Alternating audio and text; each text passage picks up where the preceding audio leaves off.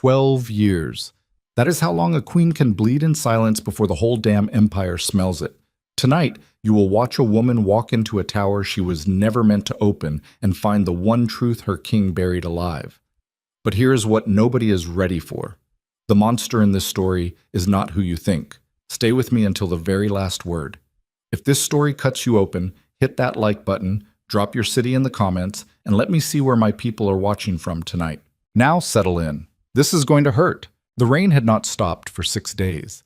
It came sideways off the Ashenmoor cliffs, hammering the slate roofs of Draven Keep until every corridor echoed with the sound of a kingdom trying to drown itself. Servants moved through the halls with their heads down, rags pressed to the leaking stone, and nobody spoke above a whisper because the king had not slept in 3 nights, and a sleepless king was a dangerous animal. Celine Vale stood at the window of her private study, watching lightning split the sky above the West Tower. Her reflection stared back at her from the glass. 34 years old, sharp-jawed, dark circles pressed deep beneath gray eyes that had once been called beautiful. Now they were just tired. She pressed her palm flat against the cold pane and counted the seconds between thunder. 14, 12, 9. The storm was getting closer. Behind her, the fire crackled and spat. A cup of blackroot tea sat untouched on the desk beside 3 unsigned trade agreements and a letter from the Northern Border Council she had been avoiding for 2 weeks. The letter demanded more soldiers. The agreements demanded her seal. The tea demanded nothing, which is why she liked it. She heard the footsteps before the knock came, too heavy for a maid, too hesitant for a guard. "Come in," she said without turning. The door opened and Marin Hale stepped inside, rain still dripping from her cloak. Marin was the queen's shield, her personal guard, her shadow, her only remaining friend inside these walls who did not also report to the king. She was built like a siege weapon.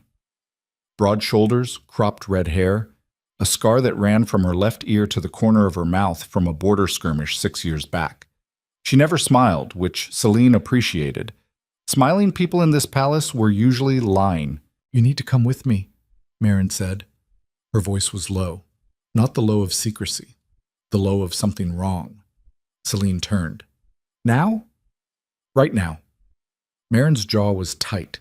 She was gripping the hilt of her sword the way she only did when she was trying not to hit something. Celine studied her for a long moment. "Where?" Marin did not answer immediately. She looked at the door behind her, then back at the queen, and Celine saw it. Something she had almost never seen in the woman's face. Fear. "The West Tower," Marin said. Celine felt the floor shift beneath her feet. Not literally, but something inside her chest dropped like a stone into black water and kept sinking. "Nobody goes into the West Tower," she said. "It has been sealed since the Restoration." Ronan ordered it himself. Marin nodded slowly. "That is what I thought too, until 20 minutes ago when I watched Theron Voss carry a tray of food through the lower passage and unlock the iron gate with a key I have never seen before." Theron Voss, the king's personal steward, the man who had served Ronan since before the war, before the coronation, before any of it. The man who once told Celine to her face that he answered to one voice and one voice alone. She felt her pulse climb. "What kind of food?" Marin blinked. "What? What was on the tray, Marin?" "Roasted quail, winter pears, a bottle of Ceresian wine, the kind you only open for someone you are trying to impress." Celine's throat went dry. That wine came from the royal cellar. She signed for every bottle herself. Nobody was supposed to access it without her mark on the ledger. She looked at the rain. She looked at the fire. She looked at the unsigned trade agreements that suddenly seemed like the smallest problems in the world. "Take me there," she said. They moved through the palace like ghosts. Down the east corridor, past the portrait gallery, where 12 generations of Draven kings stared down from oil and gold leaf with the same cold eyes Ronan wore when he was lying. Through the servants' passage behind the great hall, where the stone turned rough and the air tasted like mildew and old iron. The further they went, the fewer torches lined the walls. This part of the keep had been abandoned after the siege, or so Celine had been told. She had never had reason to question it. Now she questioned everything. Marin walked ahead, one hand on her blade, the other tracing the wall. They reached a staircase that spiraled downward into darkness. then curved sharply upward again. A defensive design meant to disorient invaders. At the top, a narrow corridor stretched toward a single iron gate. Celine stopped. There was light behind the gate. Not torchlight. Something warmer. Candles, maybe. Dozens of them. And she could hear something, faint, muffled by the stone. Someone was humming. "Celine," Marin whispered, "I need you to be ready for whatever is behind that door." Celine looked at her. "I have been queen of this empire for 12 years. I have survived 2 assassination attempts, a famine, and a husband who has not touched me in 14 months. I am ready." She pushed the gate open. The room was not a cell. That was the first thing that registered and the thing that hurt the most. It was a chamber, furnished, heated, draped in deep burgundy fabric with silver thread. A fire burned in a stone hearth. A bookshelf lined one wall, filled with volumes Celine recognized from her own library. A vanity table sat near the window, covered in oils, combs, and a silver mirror. And in the center of the room, sitting in a cushioned chair with her bare feet tucked beneath her and a hand resting on the swell of her belly, was a young woman. She was maybe 22, maybe younger. Honey brown hair that fell past her shoulders. Skin so pale, it looked like she had not seen sunlight in months. She wore a nightgown made of silk, not servant silk, not merchant silk, but the kind that came from the royal textile house, the kind Celine herself wore on formal evenings. The woman looked up. Her eyes were wide, wet, the color of chestnuts after rain. For 3 full seconds, nobody breathed. Then the woman's hand moved to her belly, protective, instinctive, and she whispered, "He told me no one would come." Celine stood in the doorway with the rain pounding the stone above her head and the fire crackling in a room that should not exist, and looked at this woman, this girl, and felt something crack open in her chest that she had spent 12 years bricking shut. "Who are you?" she said. Her voice came out flat, controlled. The voice of a queen who had learned a long time ago that showing pain was the same as showing a wound to wolves. The woman swallowed, her fingers tightened on the fabric of her gown. "Please, I did not ask for this." Celine stepped into the room. Marin stayed at the door, one hand still on her sword. "I'm going to ask you one more time," Celine said. "Who are you, and why are you in my palace?" The woman looked at the fire, at the floor, at her own swollen belly. Then she looked back at Celine, and something shifted behind her eyes. Not defiance, but the desperate courage of an animal that knows the trap has already closed. "My name is Evelina," she said. "Evelina Dane. And the king brought me here 5 months ago. He said this was where I would be safe until the child came." Celine heard the words. She processed them the way she processed all information, methodically, surgically, stripping away emotion to get at the bone beneath. "The child," she repeated. Evelina nodded. She was shaking now. His child. The room went very quiet. Even the rain seemed to pause. Celine looked at the silk nightgown, at the Ceresian wine on the side table, still corked, at the books from her library, at the vanity covered in oils that she herself used every morning. Ronan had not just hidden a woman in the West Tower. He had built her a life, a careful, deliberate replica of comfort, furnished with pieces stolen from his own queen's world, as if the act of giving this girl Celine's things somehow made the betrayal less obscene. She felt her knees go soft. She locked them. She would not sit down in this room. She would not show weakness in a space constructed from her husband's lies. "How far along?" she said. Evelina hesitated. 7 months. Maybe closer to 8. I have lost count. And he visits you. Evelina's gaze dropped to the floor. He used to. Every few days. Now it is less. He sends Theron mostly. With food, with messages. Messages, Celine said. What kind of messages? That I should be patient. That everything will change after the child is born. That he will make it right. Make it right, Celine repeated, and for the first time her voice cracked, just barely, a hairline fracture in the stone, before she sealed it shut again. She turned to Marin. The guard's face was unreadable, but her knuckles were white around the hilt of her blade. "Get me out of this room," Celine said. They left the West Tower the same way they had entered, through the forgotten corridors, past the dead torches. up the spiral staircase that smelled like mold and old war. Neither of them spoke until they reached Celine's study, where the fire had burned down to coals and the rain still hammered the glass. Celine closed the door. She locked it. She stood with her back against the wood and pressed both hands flat against the grain and breathed in, out, in, out. She was not going to fall apart. She had decided that years ago, after the second assassination attempt, when she had pulled a poisoned needle from the collar of her own dress, and realized that survival in this court was not about strength. It was about refusing to die in the way they expected. "How long have you known?" she said. Marin shook her head. "I swear on my blood, I found out tonight, the same as you. Theron must have been using the lower passage for months. It is not on any guard rotation. Nobody patrols that section. Because Ronan ordered it sealed. Because Ronan ordered it sealed." Yes. Celine closed her eyes. Behind her lids, she saw Evelina's face. The fear in those wet chestnut eyes. The way her hand had moved to her belly. That ancient, wordless gesture of a mother shielding what she had made. She opened her eyes.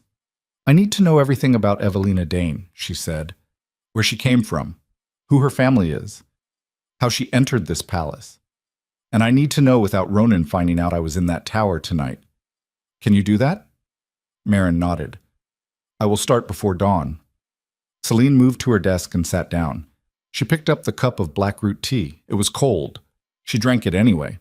Cold tea was still tea. A queen who could not adapt to discomfort had no business sitting on a throne. "One more thing," she said. Marin paused at the door. "That wine on the table. The Ceresian red. Check the cellar ledger in the morning. My signature should be on every withdrawal. If there is a bottle missing without my mark, someone forged it, and I want to know who." Marin left. The door closed, and Celine sat alone in the dark study with a storm raging outside and a dead fire at her back, and thought about the man she had married 12 years ago. She remembered the night of their bonding ceremony. She had been 22. The same age Evelina was now, she realized with a sick twist in her gut. Ronan had been 28, already Alpha King for 3 years, already scarred from the border wars, already carrying the weight of an empire on shoulders that were too young and too stubborn to bend.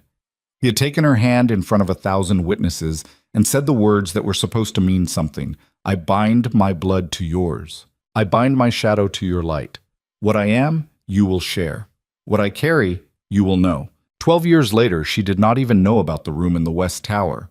She thought about the 14 months since he had last reached for her in the dark.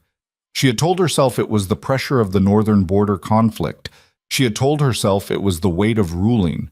She had told herself a dozen different lies, each one more comfortable than the last, because the alternative, that he simply did not want her anymore, was a wound she was not ready to examine. Now she had her answer, and it was worse than indifference. He had not stopped wanting. He had just started wanting someone else. Dawn came gray and wet, the storm finally breaking into a thin drizzle that clung to the windows like a film of grief. Celine had not slept. She had spent the night reading every report from the past 6 months. Supply orders, staffing rotations, construction logs for the eastern wall repairs. She was looking for patterns, for gaps, for the fingerprints of a secret that had been living inside her home. She found them. A requisition for additional heating fuel to the West Tower, filed under maintenance and signed by Theron Voss. A textile order for fabric matching the royal household specifications, but delivered to an unlisted address within the keep. A physician's visit logged to the servants' wing on a date when no servants had reported illness. She cross-referenced the infirmary records herself. Ronan had been careful, but careful was not the same as invisible, and Celine had spent 12 years managing the logistics of an empire. She knew what a supply chain looked like when it was feeding something that was not supposed to exist. By mid-morning, she had dressed in formal attire, high-collared black, her silver crown pinned tight against dark hair, and taken her seat in the council chamber as if the world had not tilted on its axis overnight. The council met every third day, and today was trade disputes and border funding. She sat at the long oak table across from Lord Cassius Mond, the treasury keeper, and Lady Petra Hale, Marin's older cousin, who oversaw the grain stores and spoke with the blunt efficiency of someone who had grown up counting calories in a famine. Ronan sat at the head of the table. He looked exhausted. His dark hair was uncombed, his jaw shadowed with stubble, and his eyes, black as wet coal, carried the haunted edge of a man who had been sleeping badly and did not want anyone to ask why. He did not look at Celine. He had not looked at her properly in months. "The border report?" Lord Cassius began, adjusting his spectacles. "3 more villages along the northern reach have reported raids. Commander Vero is requesting additional cavalry units and—" "I read the report," Ronan said. His voice was rough, sandpaper on stone. He leaned back in his chair and pressed his thumb against his temple. "Grant him half." "We cannot strip the southern garrisons. Half will not hold the line," Lady Petra said. "Lucien Vero himself wrote that the situation requires—" "I said half," Ronan repeated. The words landed like a door slamming. Lady Petra closed her mouth. Lord Cassius wrote something in his ledger without looking up. Celine watched her husband from across the table. She studied the way his hand trembled when he reached for his water. She noticed the fresh cut on his knuckle, probably from hitting a wall, a habit he had when the pressure built too high. She saw the way his gaze flicked to the door every few minutes, as if expecting someone or dreading someone. She had spent 12 years reading this man like a weather map. She knew when storms were forming, and right now he was a hurricane trying to sit still in a wooden chair. "The grain stores for the Eastern District," Celine said, keeping her voice neutral. "I noticed a discrepancy in the winter allocation." Every head at the table turned to her. She rarely spoke during military discussions.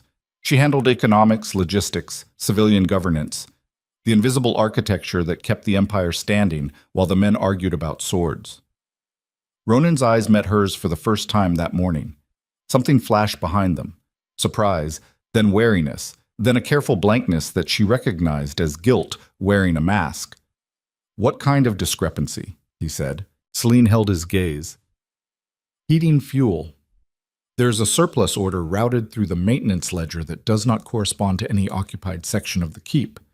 I assumed it was a clerical error, but I wanted to flag it before the auditors catch it at year's end." The room went still. Ronan did not blink. He was good at that. The stillness of a predator who had learned to control every muscle in his body. But Celine saw his jaw clench. Just barely. Just enough. "I will have Theron look into it," he said. "Probably a misfile." "Probably," Celine agreed. She picked up her quill and made a note in her ledger and said nothing else for the rest of the meeting, but inside her blood was screaming. After the council dispersed, she found Marin waiting in the corridor outside the East Library. The guard fell into step beside her as they walked. "Tell me," Celine said. Marin kept her eyes forward. Evelina Dane, 22 years old, daughter of Henrik Dane, a minor lord in the Ashfall province. The family lost their lands 3 years ago during the border redistribution. Henrik owed the crown a debt he could not pay. He died of fever 18 months ago, leaving Evelina and a younger brother with nothing. "How did she end up here?" Marin's voice dropped. "As far as I can trace, she was brought to the capital 9 months ago as part of a household staff transfer. She was assigned to the textile house. But the textile house has no record of her past the first week, because someone moved her. Because someone moved her into the tower." "Yes." Celine stopped walking. She turned to face Marin in the empty corridor where the only sound was the drip of rainwater from a cracked ceiling joint. "The physician," she said, "the one who visited the servants' wing on the 14th of last month. Did you find a name?" Marin nodded. "Dr. Aldrich Wren. He is not on the palace staff. He operates a private practice in the lower city, specializes in complicated birth." Celine felt the implications settle over her like a shroud. Ronan had hired an outside physician. He had kept the pregnancy off palace records. He had built an entire shadow infrastructure to protect this secret, and he had done it all while sitting across from his wife at the council table and pretending the world was exactly as she believed it to be. The depth of the deception was not what hurt the most. What hurt the most was the care he had taken. The silk nightgown, the books from her library, the Ceresian wine. He had not hidden Evelina in squalor. He had hidden her in luxury. The kind of luxury that said, "This is not a mistake, this is a choice."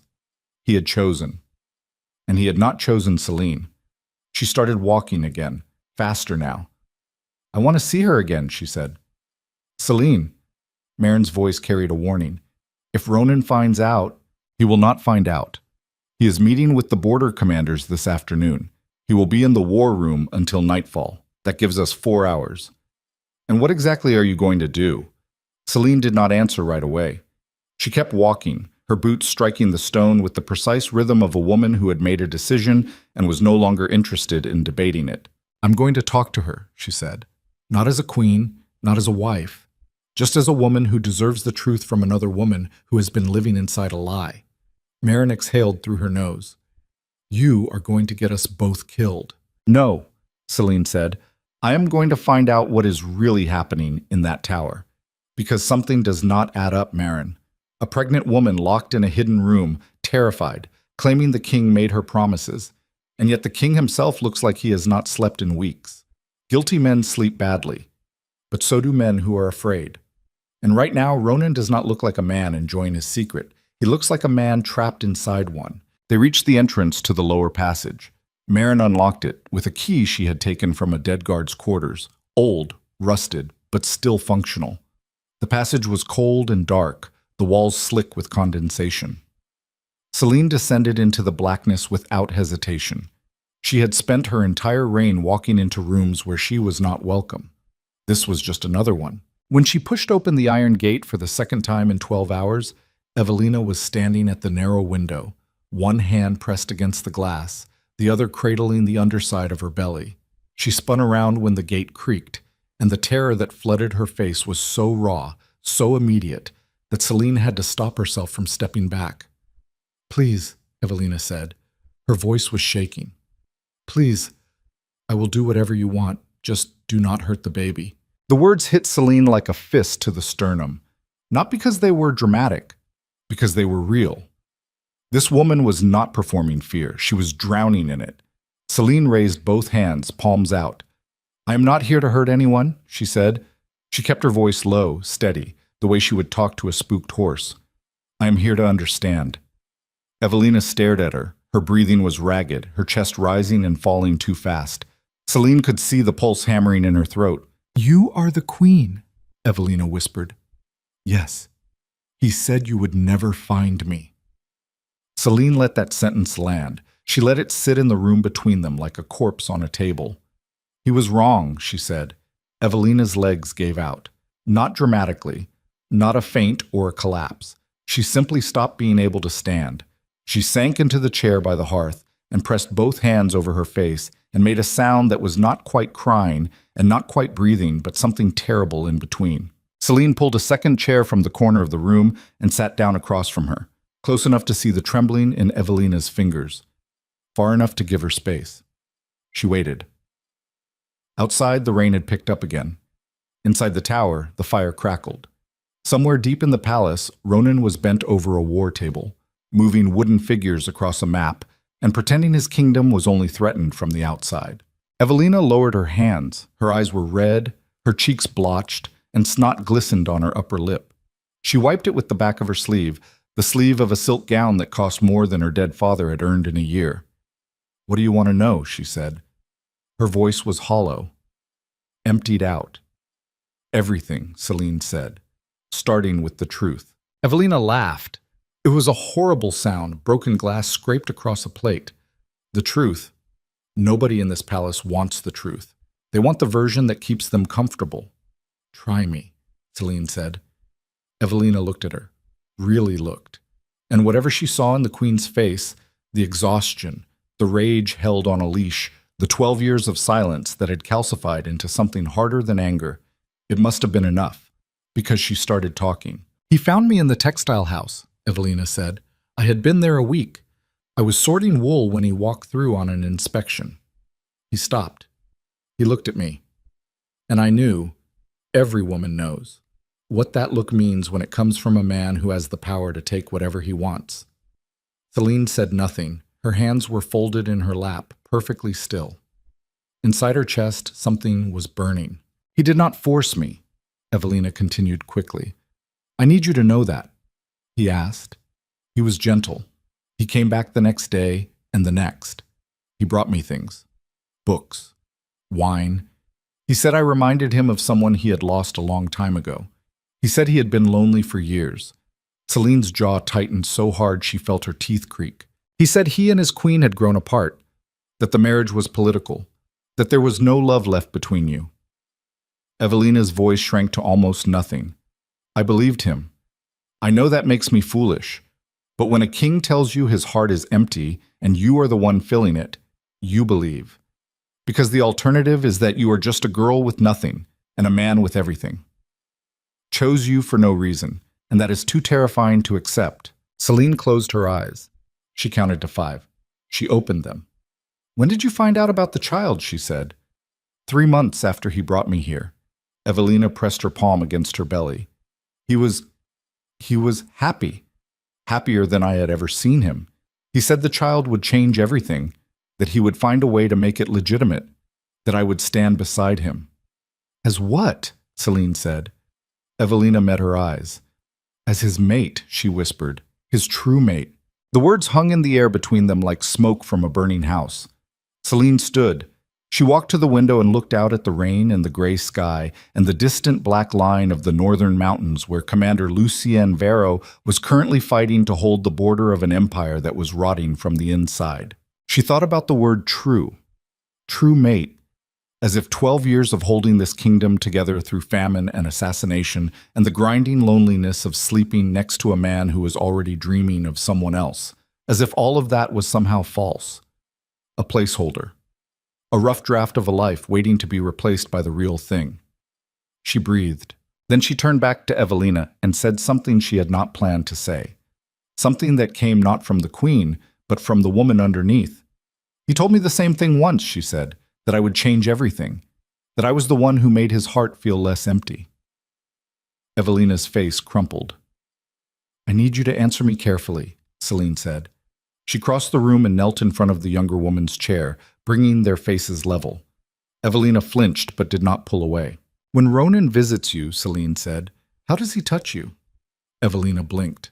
I do not. Does he hold your hand? Does he sit close? Does he reach for you the way a man reaches for someone he desires? Think, remember, tell me exactly. Evelina's brow furrowed. She was thinking. Celine could see her cycling through memories, sorting them, and something was shifting behind her eyes. Confusion replacing certainty, like a crack spreading through glass. He sits across from me, Evelina said slowly. He talks.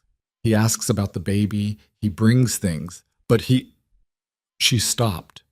Her mouth opened, then closed, then opened again. He does not touch me. Not anymore. Not since I started showing. Celine nodded. She had expected that.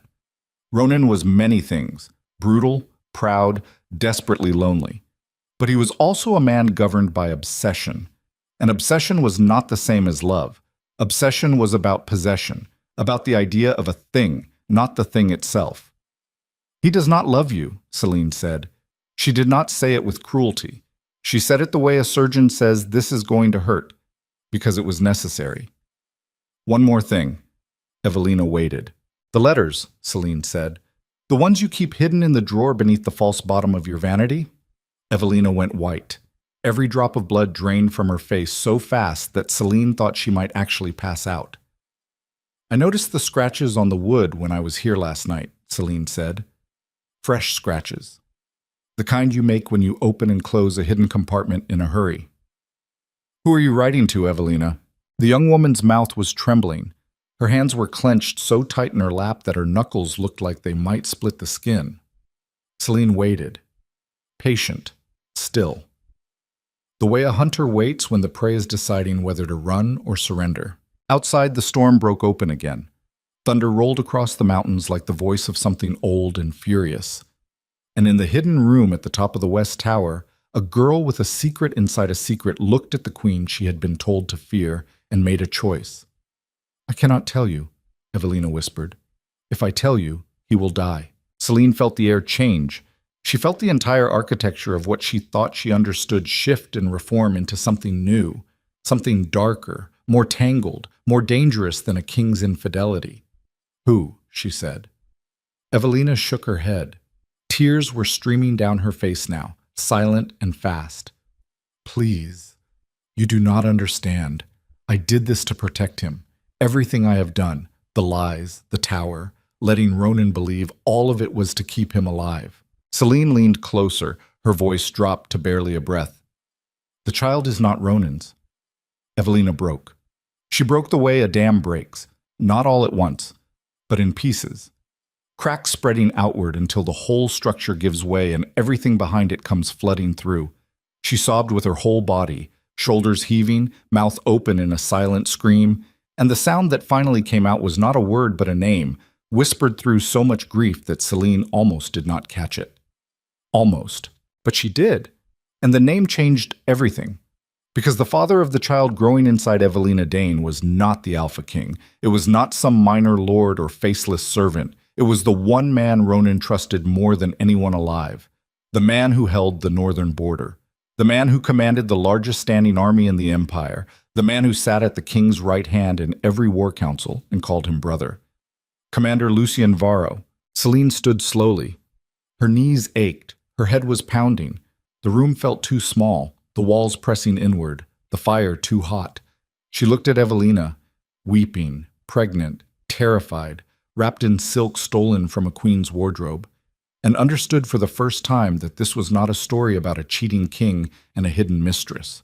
This was a story about a lie so deep it had roots growing in every direction, feeding on fear and ambition and the desperate animal need to survive. And at the center of it all, like the eye of the storm still raging outside, was a child who did not yet exist in the world but had already become the most dangerous thing in the empire. Celine walked to the door. She stopped. She did not turn around. I am going to find out the truth, she said. All of it. And when I do, I will decide what happens next. Not Ronan. Not Lucien. Not you. Me. She paused. In the meantime, you will eat, you will rest, and you will stop writing letters because the next person who finds that hidden drawer might not be as patient as I am. She stepped through the iron gate and pulled it shut behind her. The sound of metal meeting metal rang through the corridor like a bell tolling the end of something. A marriage, a kingdom, a lie that had held both together for longer than anyone knew. Marin was waiting at the bottom of the stairs. She took one look at Celine's face and said nothing. They walked back through the dark passage in silence. When they reached the Queen's study, Celine locked the door and sat down at her desk and stared at the wall for a very long time. Then she pulled a blank sheet of parchment toward her and began to write. Not a letter, not a report, a list. Every name, every date, every discrepancy she had found in the ledgers, every lie she had been told and every lie she had told herself. At the top of the page she wrote 2 words, Winter Moon. The banquet was 8 weeks away. The entire court would be assembled.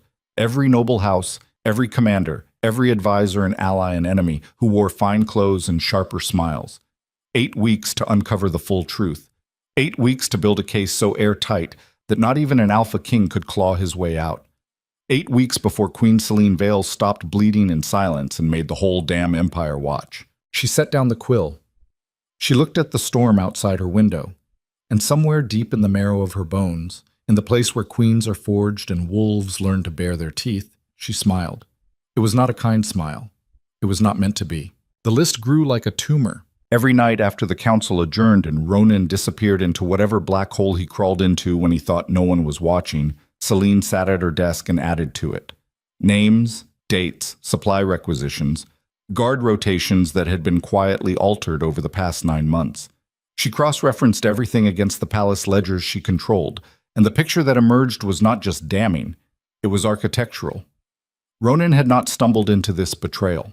He had engineered it with the same ruthless precision he used to plan military campaigns. But Celine was not building a case against her husband. Not yet. She was building a case against everyone. 3 days after her second visit to the tower, Marin brought her a name she had not expected. They were in the Queen's private armory, a small stone room behind the East Library that Celine had converted into a meeting space years ago, precisely because it had no windows, no servants' passages, and only one door. Marin spread a series of documents across the table. Stolen, borrowed, or copied. Celine did not ask which. Evelina Dane did not come to the capital through a household staff transfer, Marin said. That paperwork was forged. Good forgery, but the seals are wrong. Whoever made them used the old crest, the one we retired after the border redistribution. Celine leaned forward. Then how did she get here? Marin tapped a folded letter at the edge of the table. I found this in the lower city, a courier named Brennan Holt. He runs messages between the capital and the northern border camps. For a price, he also runs people. Celine picked up the letter. It was a transport manifest. Names, dates, wagon assignments. Evelina Dane's name appeared on a list dated 9 months ago, traveling south from the Ashfall province to the capital. The manifest was stamped with a military seal. She looked at Marin. Whose seal is this? Marin's jaw tightened.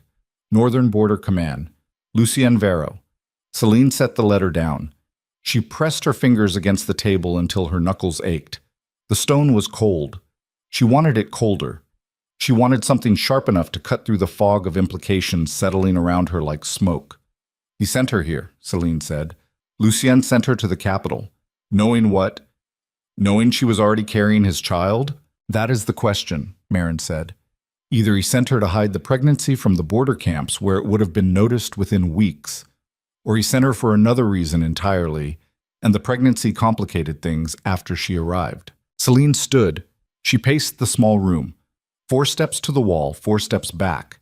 Her mind was working the way it always worked under pressure, sorting variables, weighing probabilities, discarding the emotional noise to get at the mechanical truth beneath. Timeline, she said. Evelina is roughly 8 months along. She arrived in the capital 9 months ago. That means she was either already pregnant when she left the border, or she conceived within the first few weeks of arriving. Marin nodded. If she conceived here, the father could theoretically be Ronan.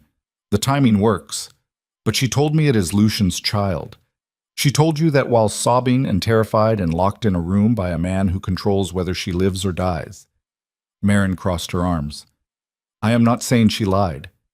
I am saying fear makes people say whatever keeps them breathing for the next 5 minutes. Celine stopped pacing. She looked at Marin, really looked, and saw the thing neither of them wanted to name. The thing that made this so much worse than a simple affair. You think she does not know, Celine said. I think it is possible she genuinely does not know who the father is, Marin said. And I think that uncertainty is what is keeping her alive. Because as long as Ronan believes the child is his, he protects her. And as long as Lucien believes the child is his, he keeps sending messages and money through that courier. She has 2 powerful men investing in her survival, and the moment the truth comes out, whichever truth it is, one of them stops, and the other one kills her. Marin said nothing. She did not need to. Celine sat back down. She picked up the transport manifest and read it again, slower this time, letting every detail register. The wagon had departed from a camp called Ashmark, 60 miles south of the main border fortification. Lucien Vero's personal command post. I need to talk to Lucien, Celine said. Marin's expression did not change, but the temperature in the room dropped by 10 degrees.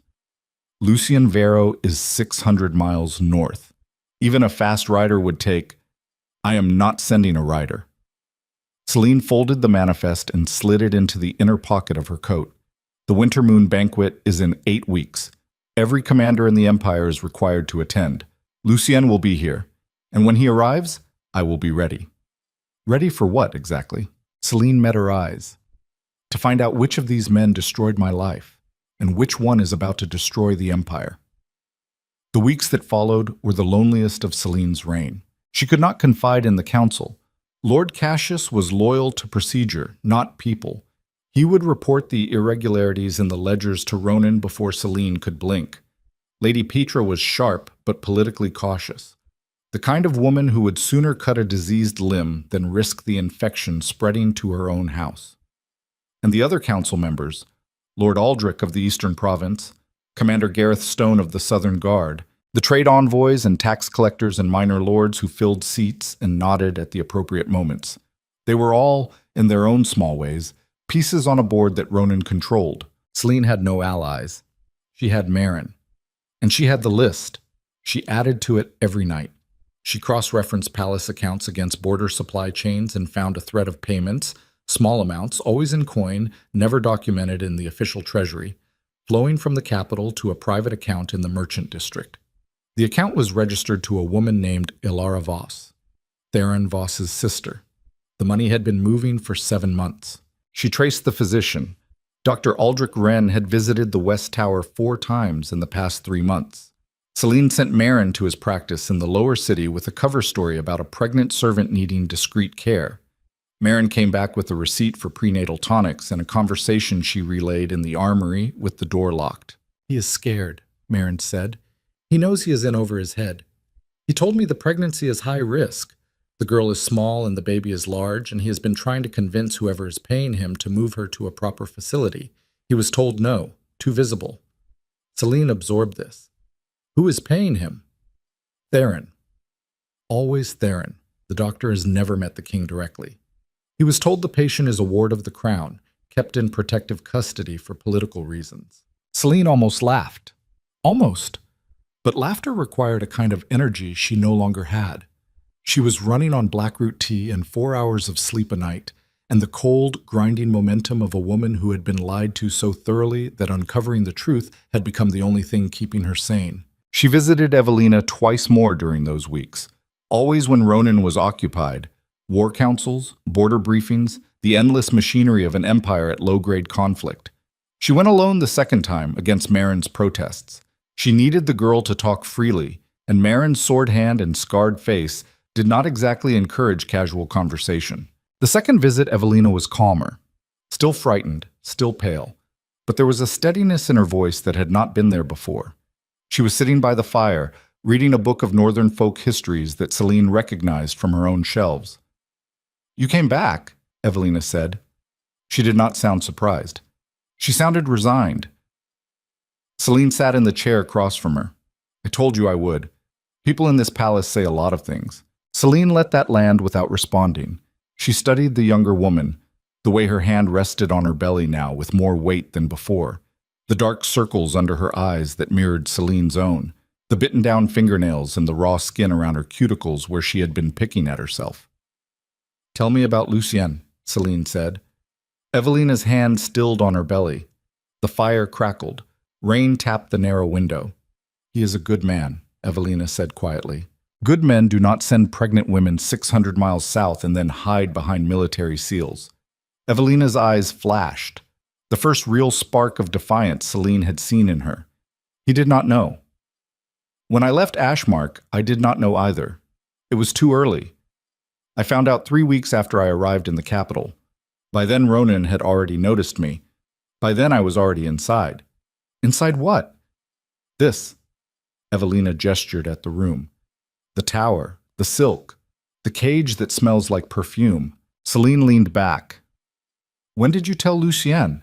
"I sent a letter through the courier, Brennan Holt. He has been carrying messages between us since the beginning." Evelina swallowed.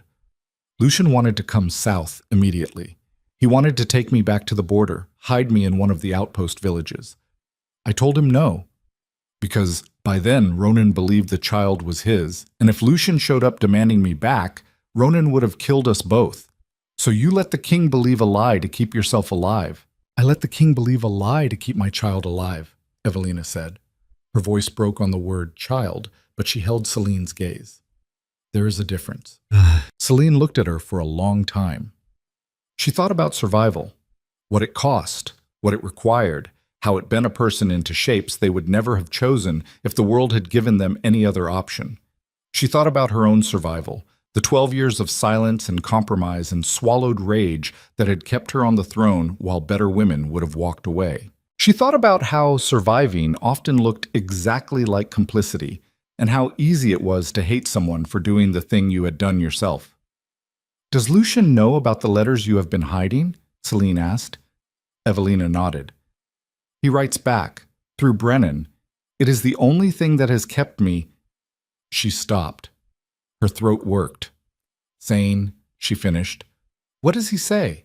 "That he is coming, that the winter moon banquet will bring him to the capital, and he will find a way to get me out before anyone discovers the truth."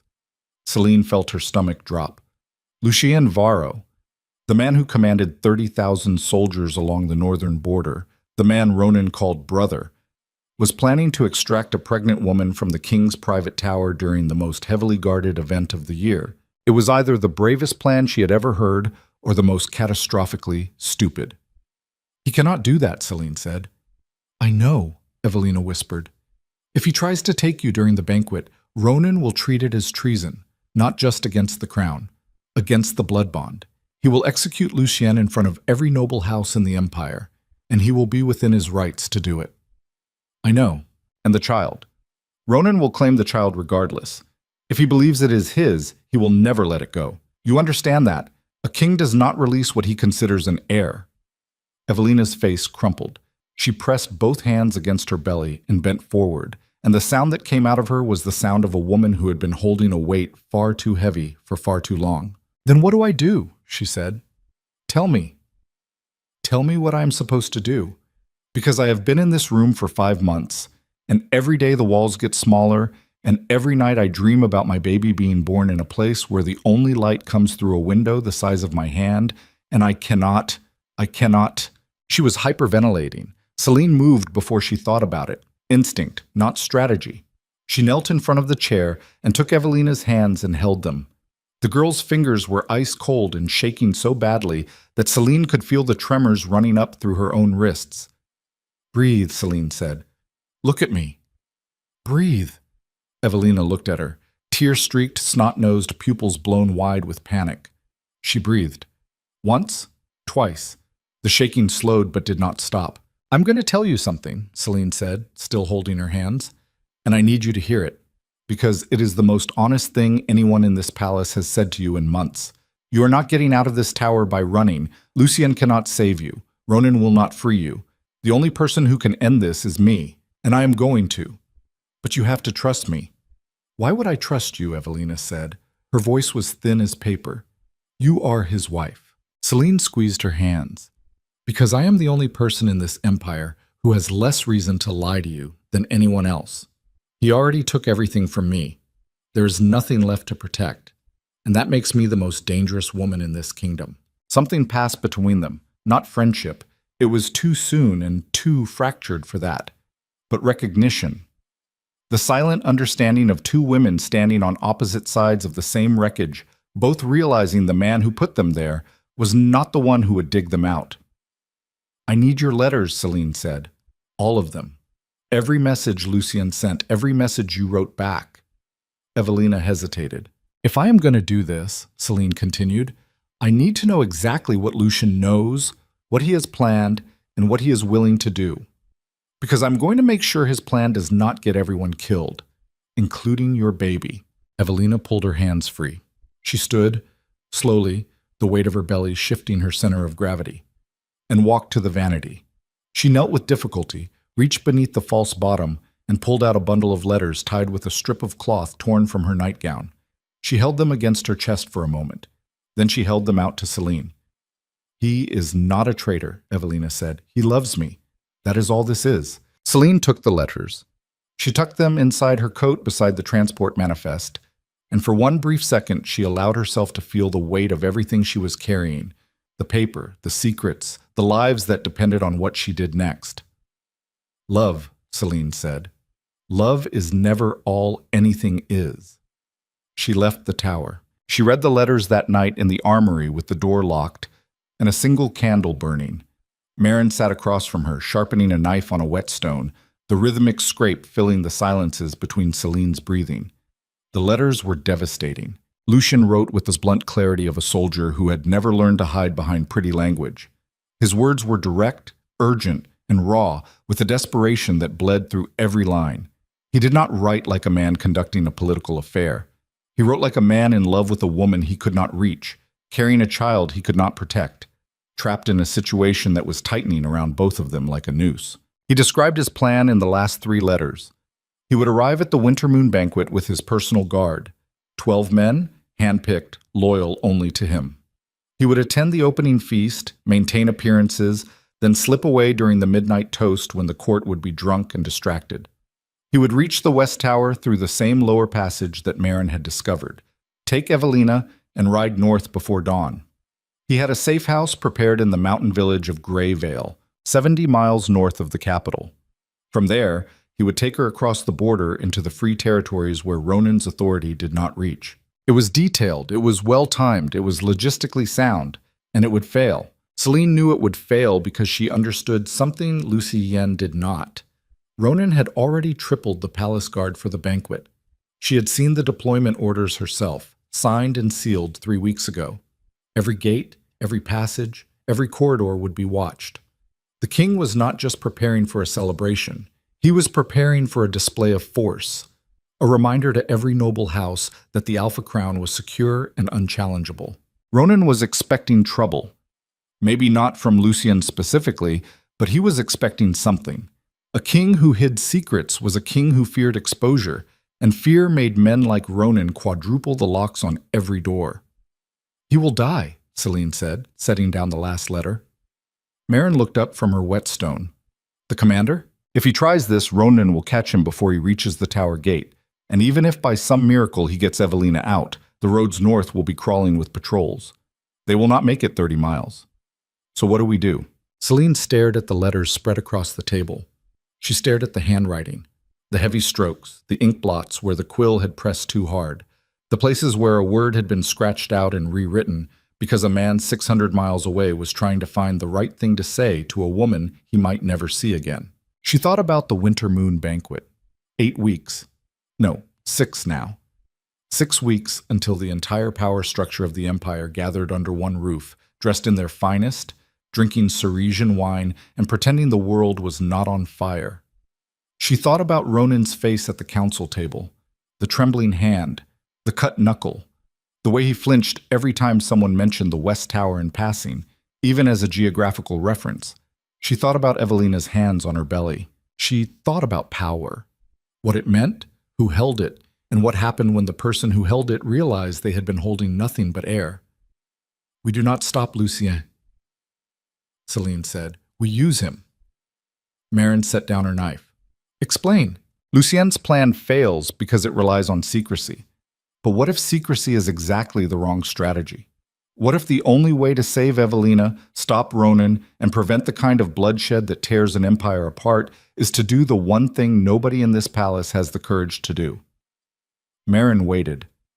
"Tell the truth," Celine said. "All of it. In front of everyone." The candle flickered. The knife lay still on the table. The letter sat between them like a bomb with a 6-week fuse. "You want to expose the king?" Marin said carefully, at his own banquet. "I want to expose the lie," Celine said. "There is a difference. Ronan built this secret because he believes the child is his heir. That belief is the foundation. Pull it out, and everything he has constructed, the tower, the deception, the obsession, collapses on its own. He will not need to be overthrown. He will need to be caught. And Lucien? Lucien will be in this room when it happens. He will have to answer for his part. But if I do this right, if the truth comes out publicly, in front of witnesses, with evidence that cannot be denied, Ronan cannot execute him quietly. He would have to hold a formal tribunal. And a tribunal buys time. Time for Evelina to be moved to safety. Time for the council to intervene. Time for the law to do what back-alley justice never can. Marin stared at her. "You're gambling the stability of the entire kingdom on Ronan choosing procedure over rage." Celine shook her head. "I am gambling on Ronan's pride. He has spent 12 years building the image of an unshakable king. When the truth comes out, his first instinct will not be to kill. His first instinct will be to control the narrative, to look strong, to show the court that he is still in command. And that instinct, that pause between rage and action, is where I live. That is where I do my work." Marin picked up her knife. She turned it over in her hand, studying the edge. "You know what happens if you are wrong," she said. "Yes. You lose the throne, the council, probably your life, and Evelina and the baby go down with you. Yes, and you are doing this anyway." Celine gathered the letters.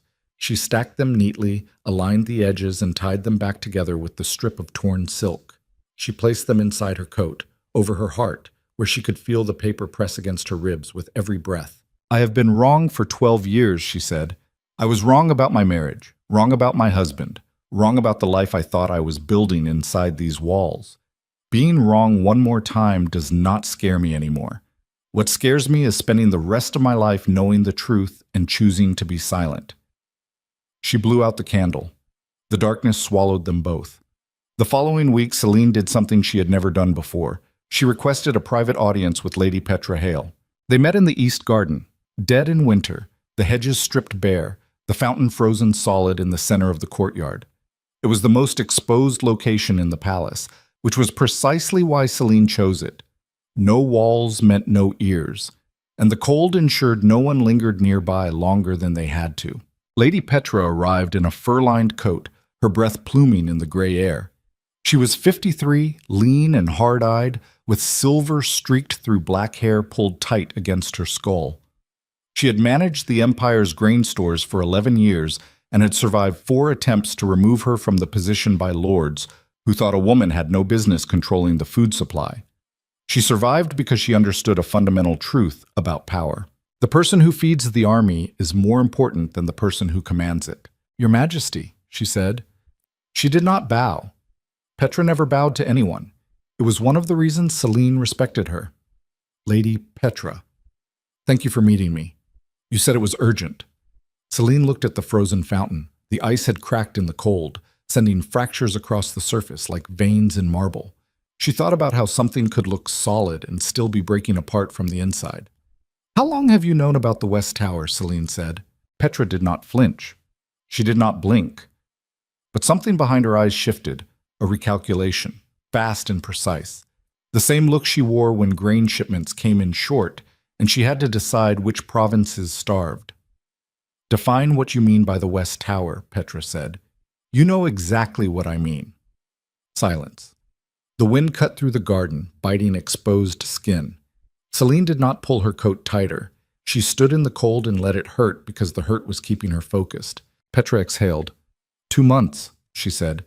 "I noticed the fuel discrepancies before you did. I traced them to Theron's maintenance budget and decided it was not my concern." "Not your concern." "I serve the Empire's food supply, not the king's personal arrangements. Whatever he keeps in that tower is between him and whatever remains of his conscience." Celine turned to face her. "What if what he keeps in that tower could destabilize the succession?" Petra's eyes narrowed. The wind howled between them. Somewhere in the palace, a door slammed. "Then it becomes my concern," Petra said slowly, "because a succession crisis means civil conflict. Civil conflict means disrupted supply lines. Disrupted supply lines mean famine, and famine is my jurisdiction." "There is a woman in that tower," Celine said. "She is 8 months pregnant. Ronan believes the child is his heir." Petra's jaw tightened. "Is it?" "No." "How certain are you?" Celine held her gaze. "Certain enough to stake my throne on it at the winter moon banquet." The words landed between them like a blade driven into frozen ground. Petra stared at her for a long moment, measuring, calculating, running the numbers the way she always ran the numbers. "You are going to expose this publicly," Petra said. "Yes." "And you are telling me because you need the council on your side when the fallout hits." "I am telling you because you are the only council member who makes decisions based on math instead of loyalty. And the math on this is clear. If Ronan's false heir is born and legitimized, the Northern Lords will challenge the bloodline within a year. If the truth comes out privately, Ronan buries it and the problem festers.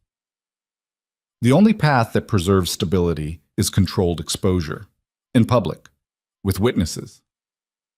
Petra looked at the frozen fountain for a very long time. Then she looked at Celine. "I will not help you," she said, "but I will not stop you.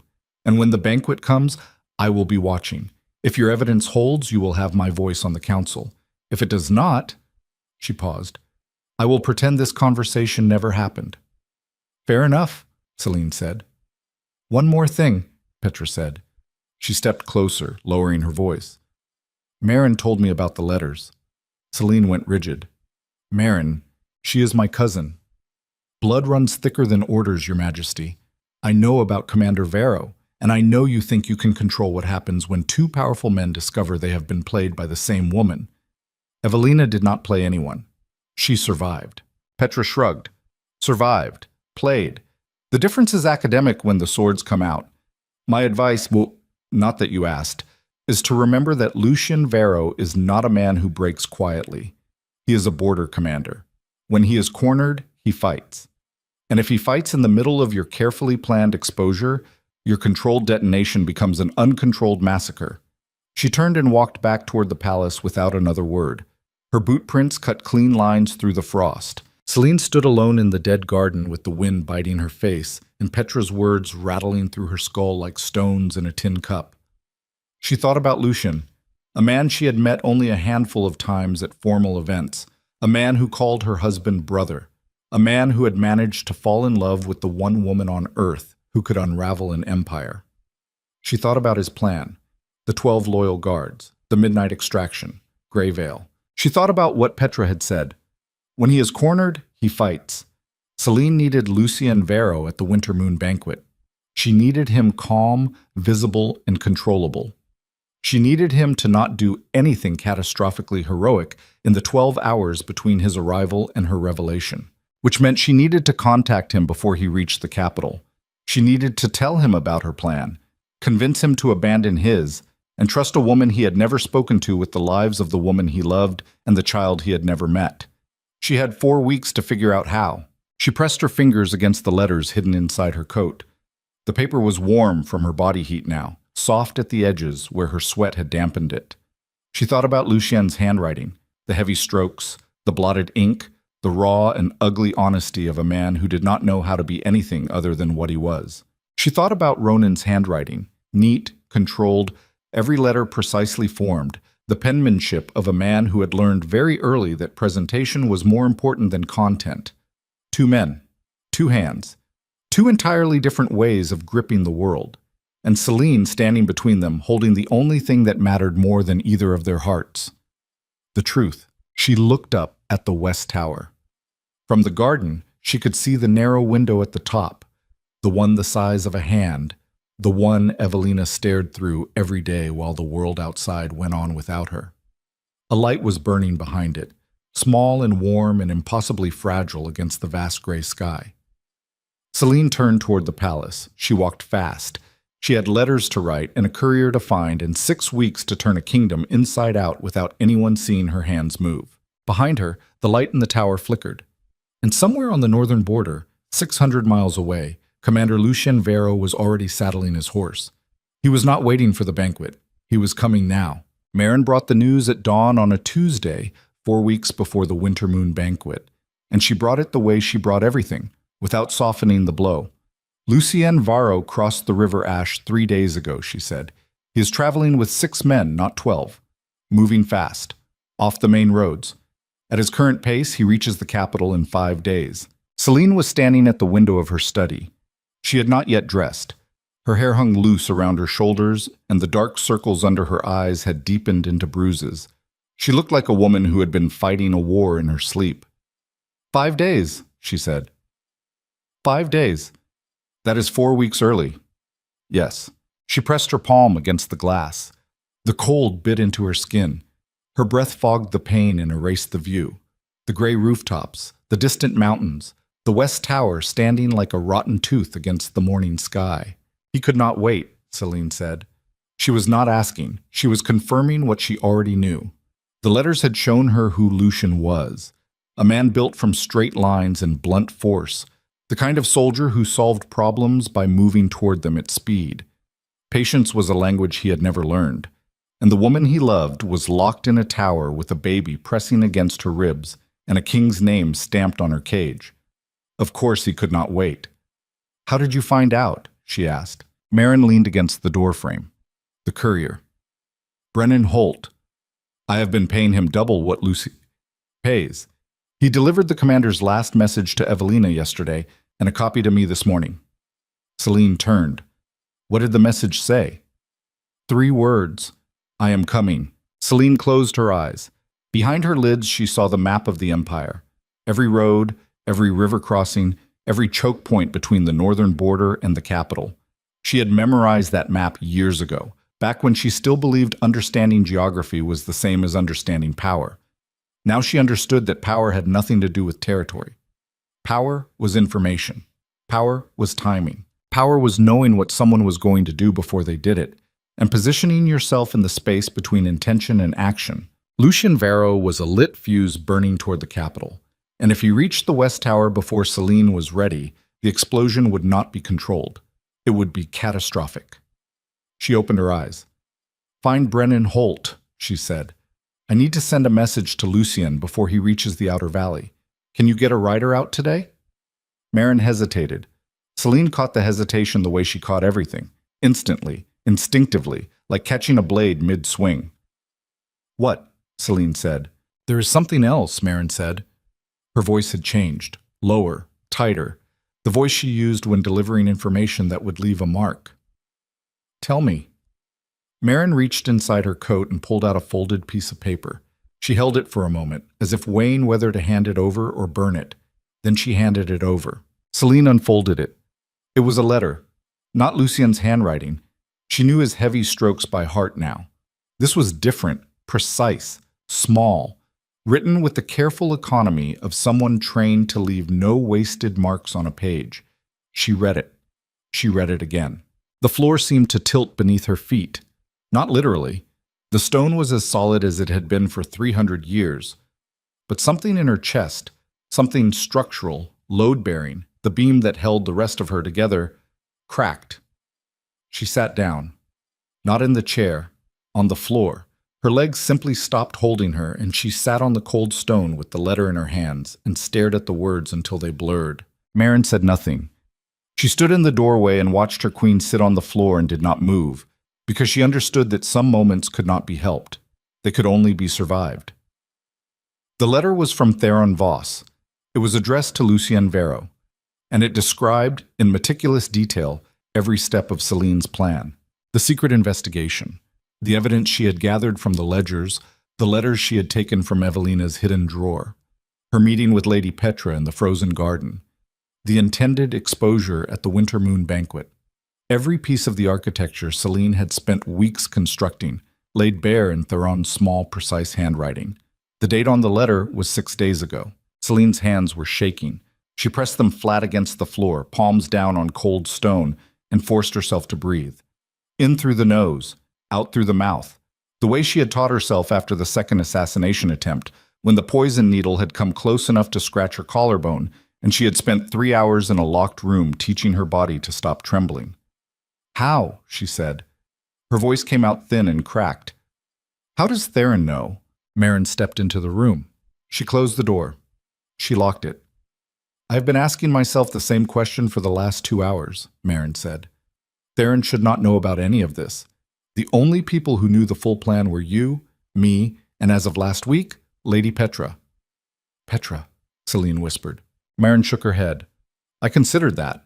But Petra would not go to Theron. She has no relationship with the man, and betraying you to the king's steward gains her nothing. She is already positioned to benefit regardless of the outcome. Then how? Marin knelt beside her. She put one hand on the stone floor, the other on her knee, and brought her face level with Celine's. The armory, Marin said. Celine stared at her. We met in the armory, Marin continued, every time. We read the letters there. We discussed the plan there. You said it was safe because there were no windows, no servants' passages, and only one door. Yes.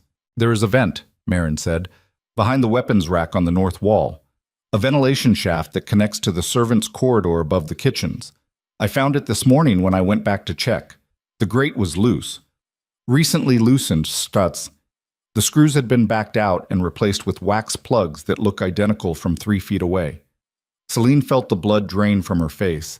She felt it physically, a cold tide pulling away from her skin, leaving her pale and numb and hollow.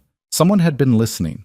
Every conversation, every strategy session, every moment she and Marin had spent hunched over documents and letters and the careful skeleton of a plan that was supposed to save Evelina and preserve the kingdom. Someone had heard all of it, and that someone had carried it straight to Theron Voss, who had wrapped it in neat handwriting and sent it north to Lucien Varro. But not to Ronan. Celine's brain caught on that detail like a fishhook snagging flesh. Theron had sent the intelligence to Lucien, not to the king. Theron Voss, the man who had served Ronan since before the war, the man who said he answered to one voice and one voice alone, had chosen to warn the commander instead of his master. Why? Celine said. Marin met her eyes. That is the part that scares me. Celine got off the floor. She stood slowly, joints aching, and walked to the desk. She placed the letter flat on the surface and smoothed the creases with both hands. She stared at Theron's handwriting, the neat, controlled letters, the precise spacing, the absolute absence of emotion in every stroke. She thought about Theron, 50 years old, thin, quiet, the kind of man who moved through a room without disturbing the air.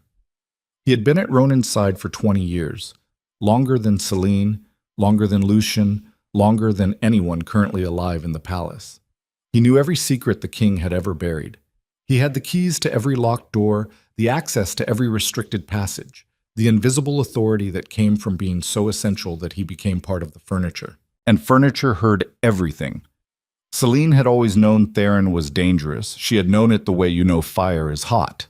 Theoretically, distantly, as a fact that does not require action until the flames are at your door. The flames were at her door. She sat down at the desk. She picked up a quill. She set it down again.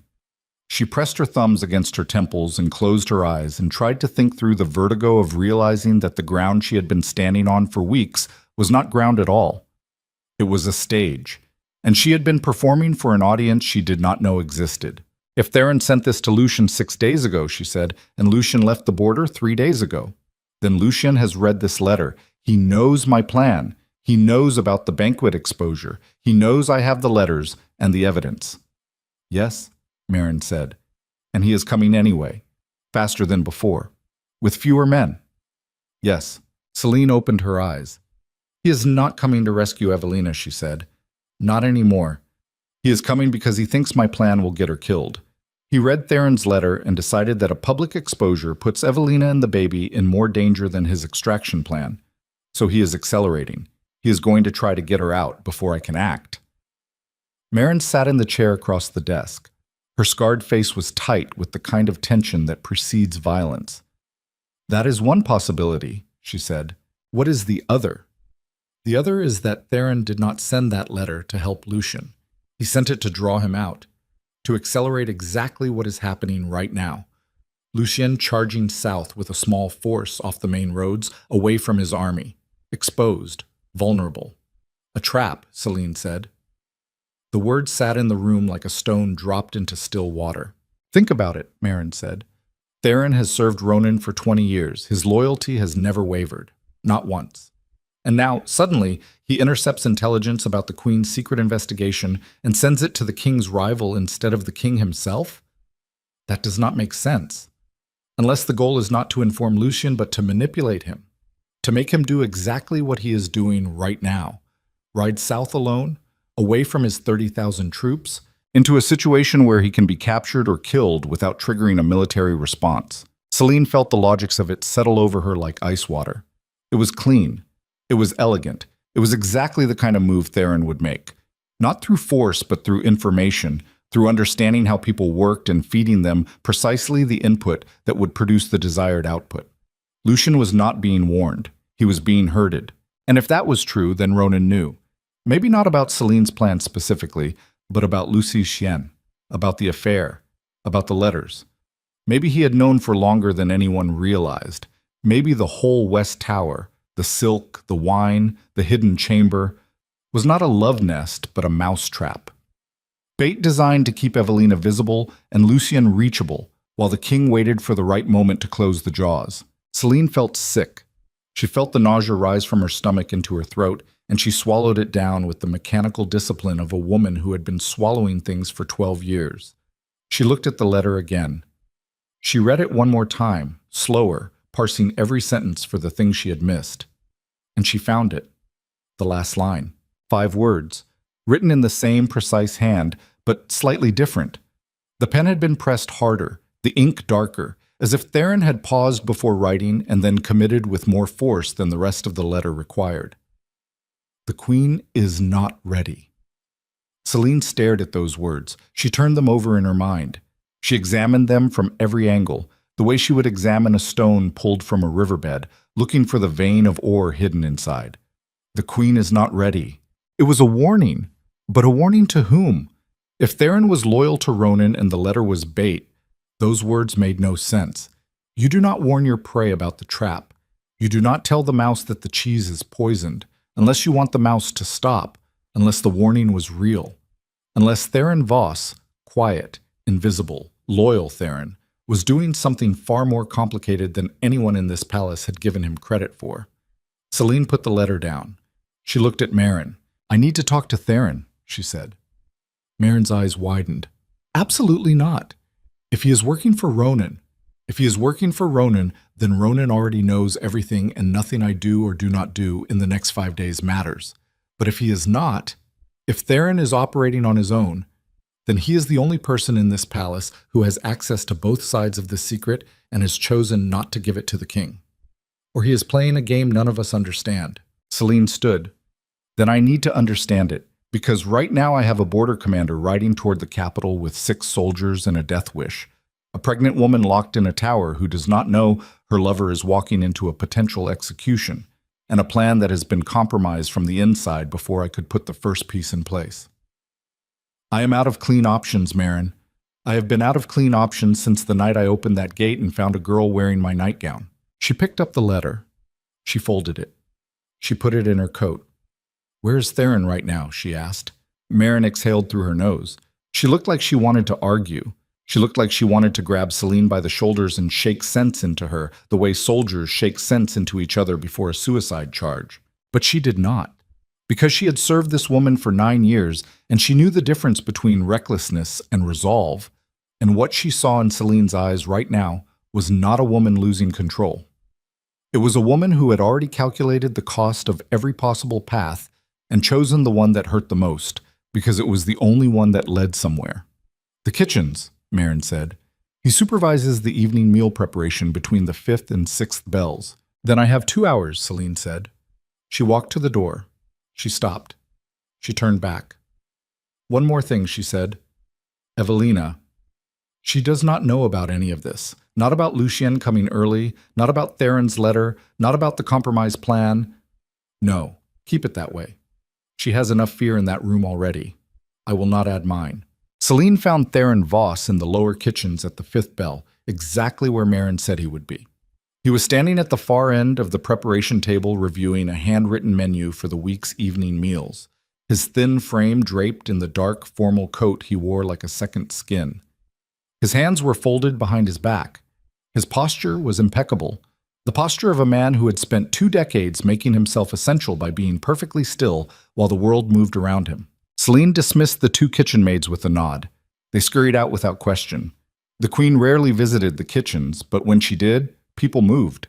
The room was warm and smelled of roasting fat and rosemary. Copper pots hung from the ceiling beams. A fire crackled in the massive stone hearth at the center of the room, where a whole boar turned slowly on a spit, its skin blistering and popping. Theron looked up. If he was surprised to see her, his face betrayed nothing. It never did. The man had the emotional range of a closed door. Your Majesty, he said. His voice was thin and precise, each word placed like a pin in fabric. Theron. Celine closed the kitchen door behind her. The heavy oak muffled the corridor noise. They were alone. We need to talk about the letter you sent to Commander Vero 6 days ago. She watched his face. She watched it the way a hawk watches a field. Not blinking, not breathing, waiting for the slightest tremor of motion that would reveal what was hiding beneath the surface. Theron did not move. He did not blink. He stood with his hands behind his back and his spine straight and looked at her with those flat gray eyes, and Celine realized with a cold shock that he had been expecting this. He had been waiting for it. I wondered how long it would take, he said. Celine felt her pulse spike. She controlled it. She kept her voice level. Explain, she said. Theron set down the menu. He smoothed it flat on the table with both palms, a gesture that was almost ritualistic, as if he needed his hands to be doing something precise before his mouth could form the words. I have served this house for 20 years, he said. I have watched 3 kings in my lifetime. 2 were cruel. 1 was merely weak. Ronan is neither. Ronan is something worse. He is a man who believes his own mythology. He has convinced himself that every decision he makes is correct because he is the one making it. That kind of certainty does not bend. It shatters. And when it shatters, everyone standing nearby bleeds. Celine said nothing. She let him talk. She had learned long ago that silence was the most effective interrogation technique. Most people could not stand the weight of it and would fill the emptiness with truth. I brought Evelina to this tower because he ordered it, Theron continued. I arranged the room, the physician, the supply chain. I did everything he asked because that is what I have always done. But 9 weeks ago, I realized something that changed my understanding of the situation entirely. What did you realize? Theron looked at her. For the first time, something moved behind those flat gray eyes. Not emotion exactly, but the shadow of something that might once have been emotion before 20 years of service had ground it down to dust. The child is not his, Theron said. Celine felt the air leave her lungs. She had known this. She had heard it from Evelina herself. But hearing it from Theron, from the man who had built the cage, who had carried the meals and the wine and the messages, who had maintained the architecture of this lie day after day, was different. It was confirmation from inside the machine. How do you know? She said. I manage the king's calendar. Every meeting, every absence, every private hour. I know where he is at every moment of every day, and I know that during the window when this child was conceived, Ronan was not in the capital.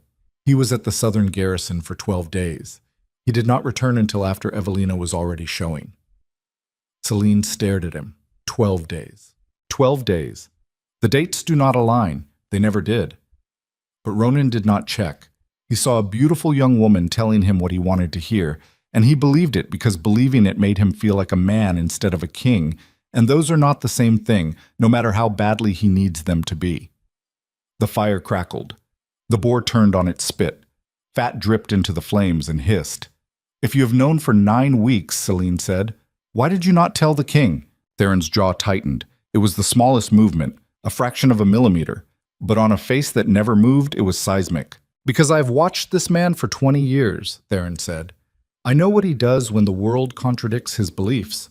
He does not adjust. He destroys the contradiction. If I had told him the child was not his, he would not have let Evelina go. He would have killed her. Quietly, in the night, in that tower. And the child with her. And then he would have sealed the room and told himself it never happened, the way he tells himself everything uncomfortable never happened. I have watched him do it before. Not with women, with truths. And a man who can bury a truth will eventually bury a person. Celine felt something shift inside her. Not the sharp crack she had felt reading the letter, but something slower. A tectonic movement. The deep grinding of 2 plates of understanding pressing against each other until the landscape above them changed permanently. Theron was not loyal to Ronan. He was not disloyal either. He was something more dangerous than both. He was a man who had served power so long that he had developed his own relationship with it. Independent, strategic, untethered to any single master. He served the system, not the man. And when the man became a threat to the system, Theron's allegiance shifted like water finding a new channel. You sent the letter to Lucien to pull him south, Celine said. Why? Because Commander Varro is the only person in this empire with enough military force to counterbalance the king if things go wrong. But his army is useless if it is 600 miles north. I needed him closer. Not in the capital, that would be too obvious. But close enough that if your plan at the banquet triggers a violent response from Ronan, there is a credible threat of military intervention within days. You were positioning him. I was creating options. For all of us. Celine felt the ground beneath her shift again. She had walked into this kitchen expecting to confront a traitor and instead found a strategist operating on a level she had not anticipated. Theron had not sabotaged her plan. He had adapted to it. He had taken the intelligence he gathered through the ventilation shaft, information he was never meant to have, and used it not to destroy her position, but to reinforce it from an angle she could not see. It was brilliant. It was also terrifying, because a man capable of this kind of independent calculation was a man who would always be 3 moves ahead, and you could never be entirely sure whose side of the board he was playing. The warning in your letter, Celine said. The queen is not ready. That was for Lucien. Yes, to slow him down, to make him think. Lucien Varro is a hammer. Every problem looks like a nail. I needed him to consider the possibility that charging into the capital with 6 men was not heroism. It was suicide. I needed him to hesitate long enough for you to make contact and fold him into your strategy. Instead, he read the letter and accelerated. Because you underestimated him. Because I underestimated what love does to an otherwise rational man, Theron said. His voice carried the faintest edge of something that might have been bitterness. It was the most human sound Celine had ever heard him make. I have spent 20 years watching Ronan make decisions based on desire instead of logic. I assumed the commander would be different. I was wrong. Celine looked at the fire. The boar was charring on one side, the skin blackening and splitting. Nobody was there to turn it. Nobody was there to do the small, invisible work that kept things from burning. "What does Ronan know?" she asked. Theron was quiet for a moment. Then, "He knows something is wrong. He does not know what. He has been sleeping in the war room for the past week, surrounded by maps and deployment orders. He has increased the palace guard. He has ordered Evelina moved to a second location within the tower, a deeper chamber, more secure. He is afraid, Your Majesty. But he does not know what he is afraid of. And a frightened king with no target is more dangerous than a furious one with a clear enemy." Celine absorbed this. She felt the information settle into the architecture of her plan, filling cracks she had not known existed. Ronan was afraid. Good. Fear could be shaped. Fear could be directed. A frightened man was a man looking for reassurance, and reassurance was a lever. "I need 3 things from you," Celine said. She turned to face Theron directly. She squared her shoulders. She lifted her chin. She became, in that moment, not a wife or a victim or a woman who had been crying on her study floor 2 hours ago, but a queen. "First," she said, "I need you to get a message to Lucian before he reaches the Outer Valley. Not through Brennan Holt, through your own channels. Tell him to stop. Tell him to hold position at Greyvale and wait for my word. Can you do that?" "I can." "Second, I need you to move Evelina's delivery to a safer location. The tower is compromised. Too many people know about it now. Find a place within the keep that is secure, accessible only through routes you control, and prepare it for a birth that could come within the next 4 to 6 weeks. The physician, Dr. Wren, will need access." Theron nodded once. "Third," Celine paused. She breathed. She felt the weight of what she was about to say pressing down on her like a physical force. "I need you to tell me every secret Ronan has buried in the last 20 years. Not the ones I already know about. The ones nobody knows. The ones that keep you loyal because knowing them makes you too dangerous to dismiss." Theron's eyes met hers. For a long moment, neither of them moved. The fire crackled. The fat hissed. The charring boar filled the kitchen with the smell of something burning past the point of saving. "That is a dangerous request," Theron said. "We are past safe requests. If I tell you what I know, there is no going back. For either of us. You will carry information that makes you a target for every power in this empire, including the one currently sleeping in the war room 30 feet above our heads." Celine held his gaze. She did not blink. She did not breathe. She stood in the heat of the kitchen with the smell of burning meat in her nostrils and the sound of her own heartbeat in her ears, and she held that gaze the way a woman holds a blade, steady, certain, and ready to cut. "I have been a target since the night I opened the tower gate," she said. "The only difference between then and now is that I know it." Theron studied her for what felt like an age. Then he reached behind his back and unfolded his hands. In his right hand, the hand that had been hidden behind his body for the entire conversation, he held a small leather-bound book, dark brown, worn at the edges, no larger than a man's palm. He placed it on the table between them. 20 years, he said. Every transaction, every order, every death that was not natural, and every fortune that was not earned. Dates, names, amounts, written in a cipher that only I can read. But I will teach you. Celine looked at the book. It sat on the kitchen table between a handwritten menu and a copper ladle, and it looked like nothing.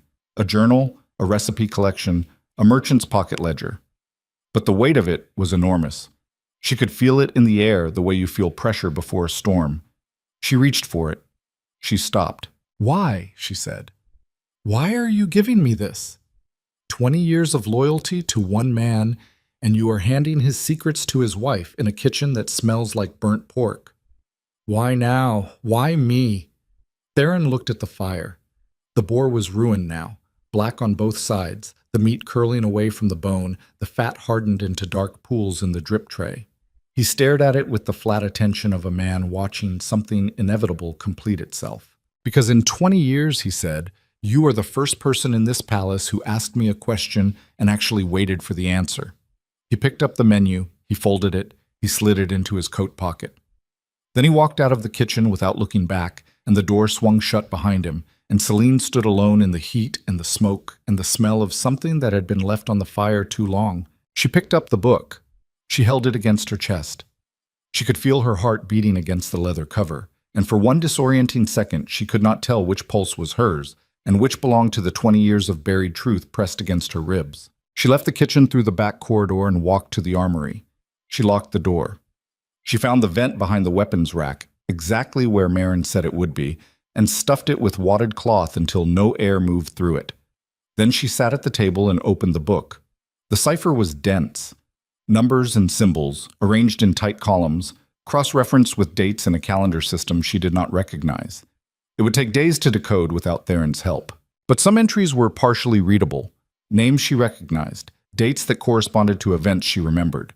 And next to each one, a single symbol, a small mark in the margin that she could not yet interpret, but that appeared with disturbing frequency beside the names of people who were no longer alive. She closed the book.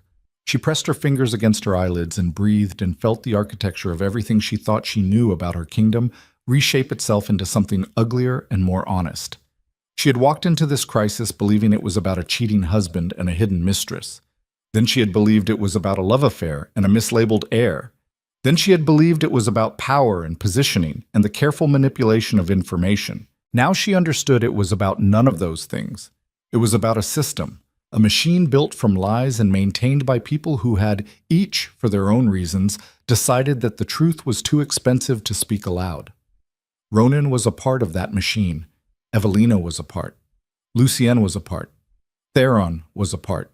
And Celine, who had spent 12 years managing ledgers and trade agreements and pretending the cracks in the walls were just cosmetic, Celine was the biggest part of all. She had not been deceived. She had been complicit. Every time she ignored the signs, every time she accepted an easy answer, every time she chose the comfort of not knowing over the agony of finding out, she had added another brick to the wall that kept the truth imprisoned. And now the wall was coming down, not because she was tearing it apart, but because it had grown so tall and so heavy that the foundation could no longer hold it. The collapse was not a choice. It was physics. Marin knocked on the door. Celine opened it. "The writer is ready," Marin said. "What do you want to send to Lucienne?" Celine thought about it. She thought about the commander riding south through frozen back roads with 6 men and a death wish, and a love so fierce it had blinded him to every trap between here and the border. She thought about Evelina in the tower, pressing her hand against a window the size of her palm, waiting for a man who might arrive in chains. She thought about Ronan pacing the war room, surrounded by maps of an empire he was losing from the inside. She thought about Theron's book, heavy in her coat, full of secrets she was not yet equipped to understand. She thought about the woman she had been 4 weeks ago, a queen who believed she could control the outcome, manage the revelation, engineer a clean solution from the wreckage of someone else's lies. That woman was gone. "Tell him to come," Celine said. Marin blinked. "I thought you wanted him to wait at Greyvale. I changed my mind. Tell him to come to the capital. Not to the palace, to the lower city. The merchant quarter. There is a boarding house on Ashwell Street called the Iron Moth. Tell him to take a room under the name Dane and wait for me. You are going to meet him yourself." "Yes." "You cannot leave the palace without an escort. Ronan will notice. Then make sure Ronan does not notice." Celine held her gaze. 4 weeks until the banquet, Marin. I do not have the luxury of caution anymore. I have a compromise plan, a lover who will not stay put, a king's steward who just handed me 20 years of buried bodies, and 4 weeks to rebuild a strategy from nothing. The only way forward is faster. And if Lucian is not what you think he is? If Theron is playing both sides? If this entire situation is a net designed to catch you the moment you step outside these walls? Celine touched the book through her coat. She felt the leather against her palm. She felt the weight of every name written inside it. Every person who had trusted the wrong ally, made the wrong move, spoken the wrong truth at the wrong time. "Then I will be exactly where I have always been," she said, "surrounded by liars, making the best decision I can with the information I have. The only difference is I'm done pretending the liars are on my side." She stepped past Marin into the corridor. The torch nearest her had gone out. The darkness closed around her like a second skin, and she walked through it with her hands at her sides and her spine straight, and Theron's book pressed against her heart, and the sound of her own breathing echoing off the walls of a palace that had never, not once in 12 years, been her home. It had always been a cage. The only thing that had changed was that now she could see the bars. And in 4 weeks she was going to break every last one of them, or they were going to break her. There was no middle ground left. There was no compromise. There was no version of this story where everyone walked away whole. She was no longer a queen playing politics. She was a woman burning her own house down to see what survived the fire. And the fire, she knew, was already lit. Lucien Varro arrived in the capital 11 days before the Winter Moon banquet, and he arrived wrong. Celine had told him the Iron Moth. She had told him Ashwell Street. She had told him to use the name Dane and to wait. Instead, Marin woke her at 3 in the morning with blood on her hands and panic in her eyes. The first time in 9 years Celine had seen anything close to panic on that scarred face, and said, "He is in the lower stables." He rode straight through the eastern checkpoint using his real name and his military seal. The gate captain recognized him. "Ronan will know by sunrise."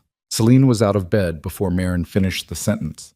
She pulled on a coat over her nightgown, shoved her bare feet into boots, and followed Marin through the servants' corridor with her hair tangled and her pulse slamming against her eardrums like a fist on a locked door. The lower stables sat beneath the eastern wing, carved into the bedrock of the keep. The air down there was thick with the smell of horse sweat and wet hay, and something coppery that Celine identified before she saw its source. Blood. Fresh. Smeared on the stone floor in a trail that led from the stable entrance to a stall in the far corner. Lucien was sitting on the ground with his back against the wooden partition. His armor was gone, stripped somewhere on the road, and he wore a torn leather jerkin over a shirt that had once been white and was now the color of rust. His left arm hung at an angle that made Celine's stomach lurch. Dislocated. Maybe broken. His face was a map of violence. Split lip, swollen eye, a gash across his forehead that had bled down the right side of his face and dried in a dark crust along his jaw. He looked up when they entered. His one good eye focused on Celine, and what she saw in it was not pain or fear or the sheepish recognition of a man who had ignored every instruction she had given him. It was fury, the deep, slow-burning fury of a man who had been fighting his way south for 11 days through terrain that was trying to kill him and had arrived to find that the world was still exactly as broken as when he left. 2 of his 6 men stood behind him. The others were gone. Celine did not ask where. The answer was written in the blood on the stable floor and the haunted silence of the 2 soldiers who remained. "You were supposed to go to Ashwell Street," Celine said. Lucien spat blood onto the hay. His voice came out thick, damaged, pushed through a throat that sounded like it had been screaming for days. "Ashwell Street burned 2 nights ago. Your boarding house is ash. Somebody knew I was coming." The words hit Celine like cold water. She looked at Marin. Marin's face confirmed what her gut already knew. She had not heard about the fire, which meant it had been set quietly, cleaned up quickly, erased from the city's attention before it could become a question anyone asked. Somebody had intercepted the plan. Again. Celine knelt in front of Lucien.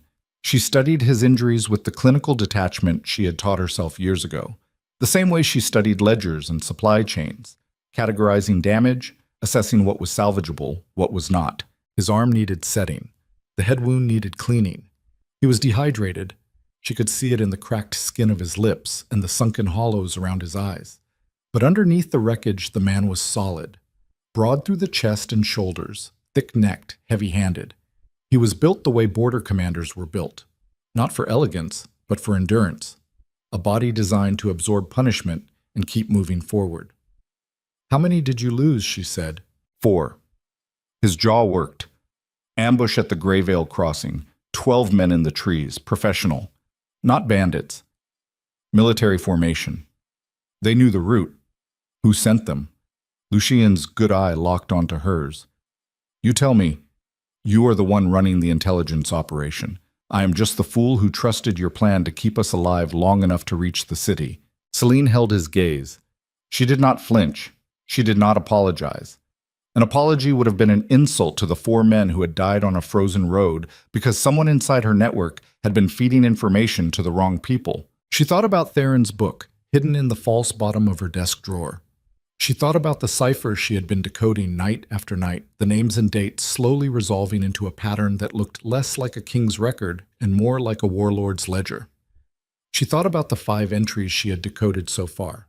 5 names, 5 dates, 5 deaths that had been recorded as accidents or illness or simple bad luck, each one corresponding to a person who had threatened Ronan's authority at a critical moment. She thought about the ambush at Greyvale and wondered which column in Theron's book it would fill. "Can you walk?" she said. Lucien grunted. He pushed himself up the wall with his good arm, his jaw clamped shut, the tendons in his neck standing out like cables. His 2 remaining men moved to help him. He waved them off. He stood on his own feet, swaying slightly, and looked down at Celine from a height that made her realize why Ronan called this man brother. They were the same kind of animal, large, stubborn, dangerous. The difference was in the eyes. Ronan's eyes were calculating. Lucien's were direct. He looked at the world the way a man looks at a wall he intends to walk through. "Take me to her," he said. "Not yet," Celine said. Something moved behind his damaged face. Not anger, something more volatile. Desperation compressed into a space too small to hold it. "I did not ride 600 miles and bury 4 of my men to stand in a stable and wait," he said. His voice was low and raw and trembling with the effort of not shouting. "Take me to Evelina, now." Celine stood her ground. She was a foot shorter than him and unarmed and wearing a nightgown under her coat, and she stood her ground because she had learned something in the last 4 weeks that Lucien had not yet figured out. That the most dangerous thing in this palace was not a sword or a king or a military ambush. It was information, and right now she had more of it than anyone. "If you go to that tower tonight," she said, "you will be dead by morning. Ronan has tripled the guard. The passages are watched, and someone inside this palace, someone with access to both my communications and yours, has been systematically burning every escape route we planned. The boarding house on Ashwell Street did not catch fire by accident. Your ambush at Greyvale was not random. We have a leak, Commander, and until I know where it is, moving on the tower is a death sentence for you, for Evelina, and for your child." Lucien stared at her. The fury in his eye did not diminish, but something else entered it. The cold, reluctant recognition of a soldier who has been given tactical information that contradicts his preferred course of action and knows, in the part of his brain that is not governed by his heart, that the information is correct. He breathed. Once. Twice. His broken ribs made a sound like wet wood cracking. "Where?" he said. Celine turned to Marin. "The armory. Same as before. But seal every vent, every crack, every gap in the stone wide enough to fit a finger through. We trust nothing." Marin nodded. She moved. Lucien's 2 soldiers fell into step behind them, and the 5 of them crossed the lower stables and entered the servants' passage like a funeral procession, silent, grim, and moving toward something that none of them were sure they would survive. They reached the armory. Marin sealed the room, physically, this time, stuffing every opening with rags and wax, running her hands along every stone joint, checking the ceiling, the floor, the gaps beneath the door. When she was satisfied, she positioned herself outside with Lucien's 2 men and closed the door. Celine and Lucien were alone. He sat in the chair across the table and cradled his broken arm against his chest. The pain was visible in every line of his body. The tightness in his shoulders, the shallow breathing, the way his good hand gripped the edge of the table until the wood creaked. But he did not ask for help. Men like Lucien did not ask. They endured until they could not, and then they endured some more, because asking was a form of surrender, and surrender was the one language they had never learned. Celine poured water from a clay jug and pushed it across the table. "Drink," she said. "Then talk." He drank. Long and desperate, water running down his chin and dripping onto his ruined shirt. When he set the cup down, his hand was shaking. "I got your message," he said, "through Theron's channel. I was supposed to hold at Greyvale, but you did not hold. I held for 2 days. Then Brennan Holt showed up at my camp with a letter from Evelina. She said the king had moved her to a deeper chamber. She said the walls were closing in. She said she was afraid the baby was coming early, and there was no one in that tower who would help her if something went wrong." Celine closed her eyes. Evelina's letter. Sent through the same courier network that had already been compromised. The same courier who was being paid by Marin, by Lucien, and possibly by whoever had arranged the Greyvale ambush. Brennan Holt was either the most popular courier in the Empire or the most dangerous. Did she write anything else? Celine asked. Lucien reached inside his jerkin with his good hand. He winced, a sharp, involuntary sound, and pulled out a folded piece of paper, creased and stained with what might have been sweat or tears or both. She wrote this, he said. He held it out. Read it. Celine took the letter. She unfolded it carefully. Evelina's handwriting was different from what she remembered. Shakier, the letters pressed harder into the paper, the lines tilting downward as if gravity had increased since the last time she held a quill. The letter was short, 5 lines. Celine read them and felt the blood in her veins turn to something slower and colder than blood. She set the letter on the table. She smoothed it flat. She read it again because the first time had not been enough to convince her brain that the words were real. She says Theron told her about the ambush, Celine said. Her voice was very quiet. She says Theron told her 4 of your men were killed. She says Theron told her you were injured and might not survive the ride south. And she says... Celine paused. She breathed. She felt the implications reorganize themselves inside her skull like a building collapsing floor by floor. She says Theron told her these things 3 days before the ambush happened. The room went silent. Lucien's good eye was fixed on her face. He was not breathing. Neither was she. 3 days before, Celine repeated. Theron told Evelina about your casualties 3 days before you were attacked at Greyvale. Yeah, Lucien said. His voice was a blade. That is what I figured too. Celine stood. She walked to the wall. She pressed both palms flat against the cold stone and leaned her weight into it and felt the solidity of something that could not lie, could not scheme, could not rearrange itself to serve a hidden agenda. Theron had known about the ambush because Theron had arranged the ambush. The realization did not arrive like lightning. It arrived like dawn, slow, gray, inevitable. The light spreading across a landscape she had been walking through in the dark, revealing shapes she had been stumbling over for weeks without recognizing what they were. Theron's letter to Lucien, not a warning, a lure, designed to pull the commander south onto a specific road at a specific time into the path of 12 soldiers waiting in the trees. Theron's book of secrets, not a gift, a chain. Every page Celine decoded tied her deeper into a web of knowledge that made her complicit.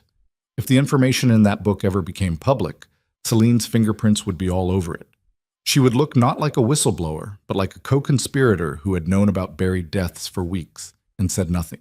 Theron's conversation in the kitchen, the careful vulnerability, the confession about the child's paternity, the quiet, devastating admission that he had served Ronan for 20 years and chosen, finally, to serve the truth instead. Every word calibrated to build trust. Every sentence a brick in a wall designed to keep Celine looking in the wrong direction while the real architecture assembled itself around her. She had been played, not by Ronan, not by Evelina, not by Lucien, by the man who carried the trays. She turned from the wall. Her face was white. Her hands were steady. There was a moment, a single, crystalline second, where the woman she had been before this night and the woman she was becoming afterward existed in the same body, and she felt the seam between them like a fault line running through her center. Then the old woman stepped back, and the new one stepped forward. "We have been wrong about everything," she said. Her voice did not shake. It was the voice of someone who had passed through the worst of the pain and come out the other side into the cold, clear territory of pure calculation. Theron is not helping us. He is not helping Ronan. He is helping himself. He has spent 20 years building a network of secrets that makes him indispensable to whoever sits on the throne. And right now, he is engineering a situation where the current king destroys himself. The queen destroys her credibility, and the only person left standing with clean hands and valuable information is a steward who has never held a sword in his life. Lucien processed this. She watched it happen, the soldier's brain catching up to the spy's revelation, the anger rearranging itself around a new target. "He set up the ambush," Lucien said. "He set up the ambush. He burned the boarding house. He fed intelligence to both sides to keep us moving in directions that served his timeline, not ours. And he gave me a book full of evidence that will make me look guilty if it ever surfaces." "Then I kill him," Lucien said. The words came out flat. Simple.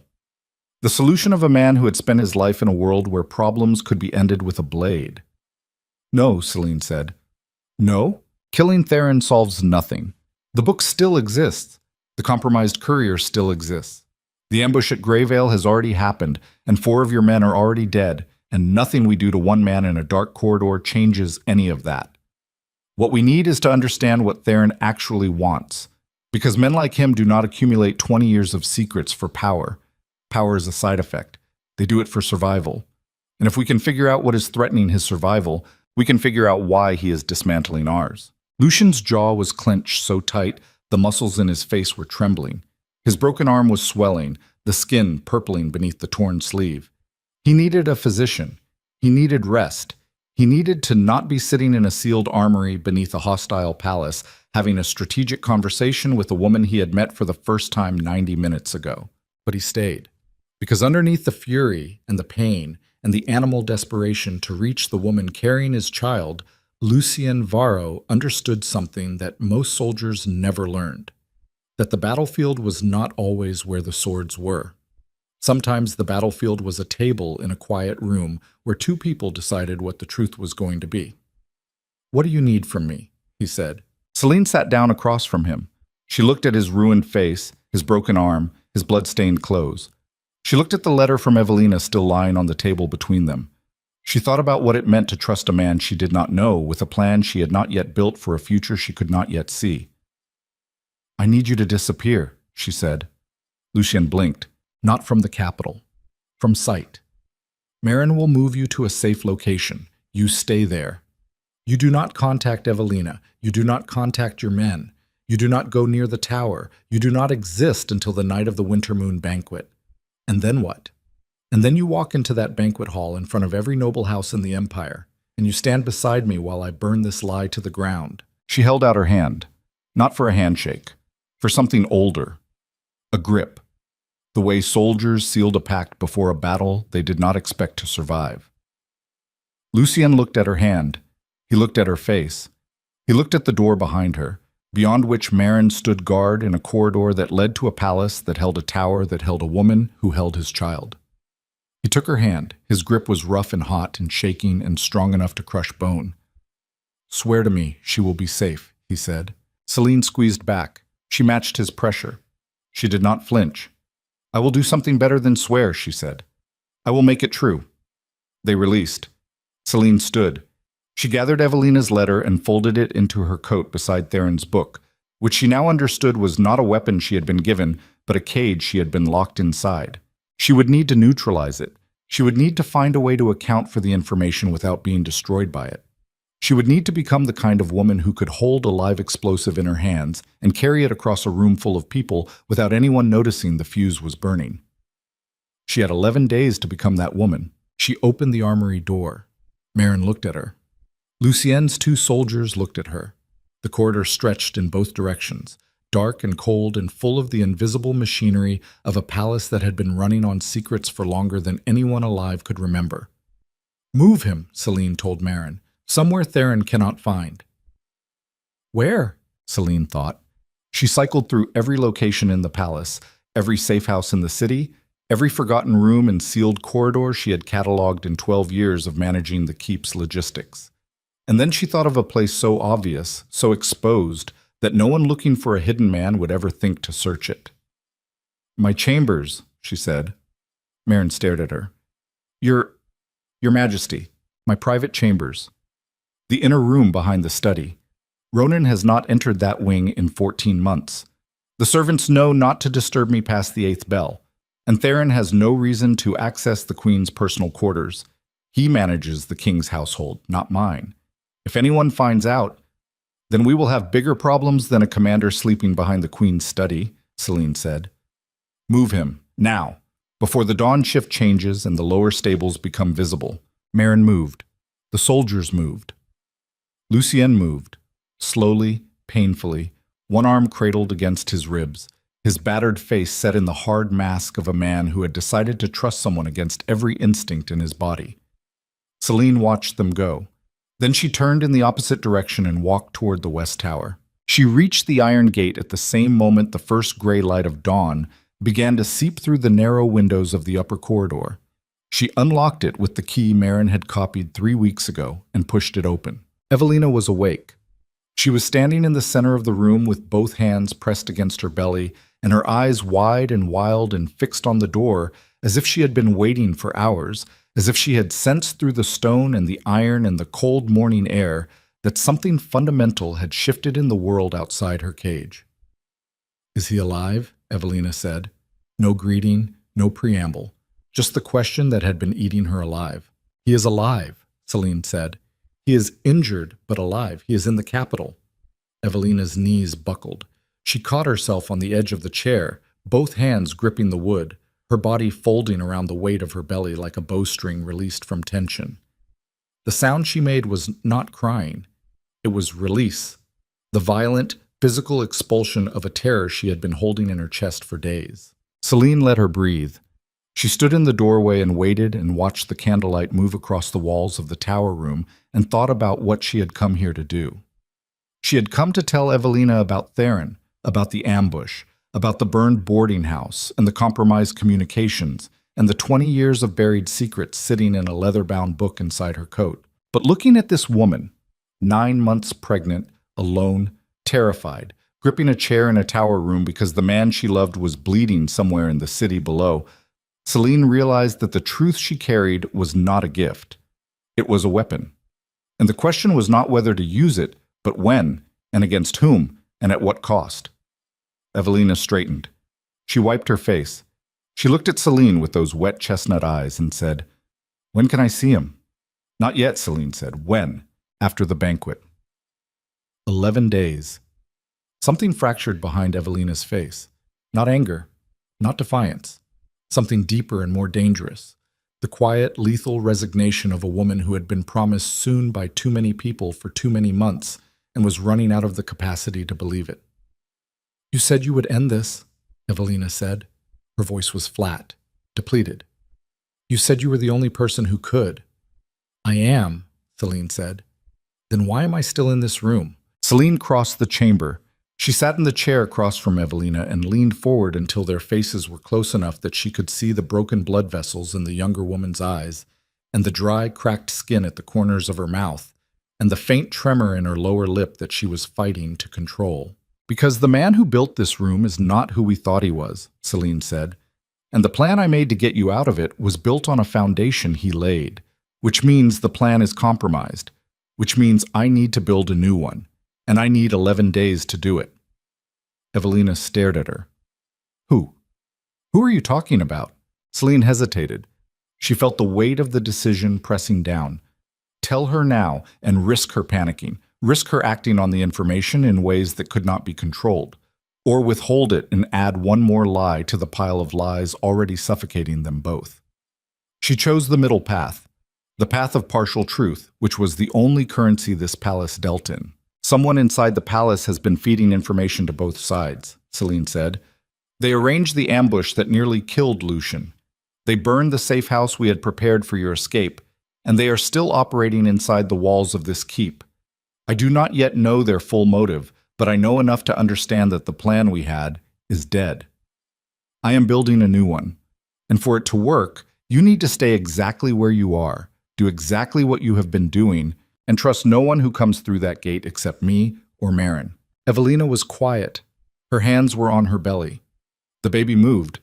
Celine could see it, the visible ripple of a limb pressing against the stretched skin beneath the silk gown. "Theron," Evelina said. Celine went still. "It is Theron," Evelina repeated. Her voice carried no surprise, no shock. Just the dull, heavy certainty of a woman confirming something she had suspected for a long time. Celine studied her face. "How long have you known?" "I did not know," Evelina said. "But I watched. He brings the food. He brings the messages. He changes the candles and checks the fire and adjusts the curtains, and every time he does, his eyes move. Not to me. To the room. He is always looking at the room, counting things, checking positions, the way a man checks a trap he has set, making sure every piece is still in place." Celine sat back. She felt the sharp, absurd irony of it, that the woman locked in the tower, the one everyone was trying to save, the one dismissed as a frightened girl caught between powerful men, had been observing her captor with more clarity than anyone on the outside. Survival sharpened the senses. It stripped away the comfortable illusions that free people carried and left nothing but the raw nerve of awareness. Evelina had been surviving in this room for 9 months. She had learned to read every footstep, every tone of voice, every shift in the air currents when the gate opened. She had turned her prison into a watchtower. "What else have you noticed?" Celine said. "He is afraid of the king," Evelina said. "Not the way servants are afraid, deeper. The way a person is afraid of something they created, like he knows what Ronan is capable of because he helped build it." The words settled into Celine's chest like a blade sliding between ribs. She thought about Theron's book, the cipher, the names, the deaths. He helped build it. Of course he had, 20 years beside a king, not just serving, but shaping, recording, enabling. Theron had not merely witnessed Ronan's darkness. He had maintained it, filed it, made it efficient. And somewhere along the way, the servant had become the architect, and the architect had become the prisoner, because you cannot hold the blueprints of a monster's house without the monster eventually realizing you know where all the doors are. Theron was not betraying Ronan out of conscience. He was betraying him out of self-preservation. The book, the letters, the manipulation. It was all an exit strategy. A way to ensure that when the Empire finally imploded, Theron Voss would be the last man standing in the rubble, holding the only copy of the truth, offering it to whoever was willing to pay the most. And Celine had walked straight into his design. She had taken his book. She had taken his information. She had built her plan on his foundation. And now she was standing in a tower, holding the blueprint of her own destruction, and the only question left was whether she could dismantle it fast enough to build something new. "I will come back," she told Evelina. "Before the banquet. I will come back and I will tell you everything." Evelina nodded. She did not ask for reassurance. She did not ask for promises. She placed her hand on her belly where the baby had stilled and looked at Celine with an expression that was beyond fear, beyond hope, beyond any of the simple emotions that people on the outside believe defined a woman in crisis. It was patience.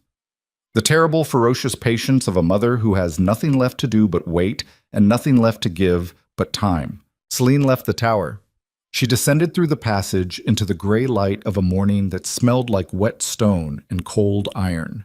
She reached her study and locked the door and stood in the center of the room with Theron's book in one hand and Evelina's letter in the other, and felt the full weight of 11 days pressing down on her like the ceiling of a mine shaft beginning to collapse. She had a wounded commander hidden in her private chambers, a pregnant woman trapped in a tower, a king who was afraid of shadows, a steward who had been playing every side for 20 years, a compromised courier, a dead safe house, 4 dead soldiers on a frozen road.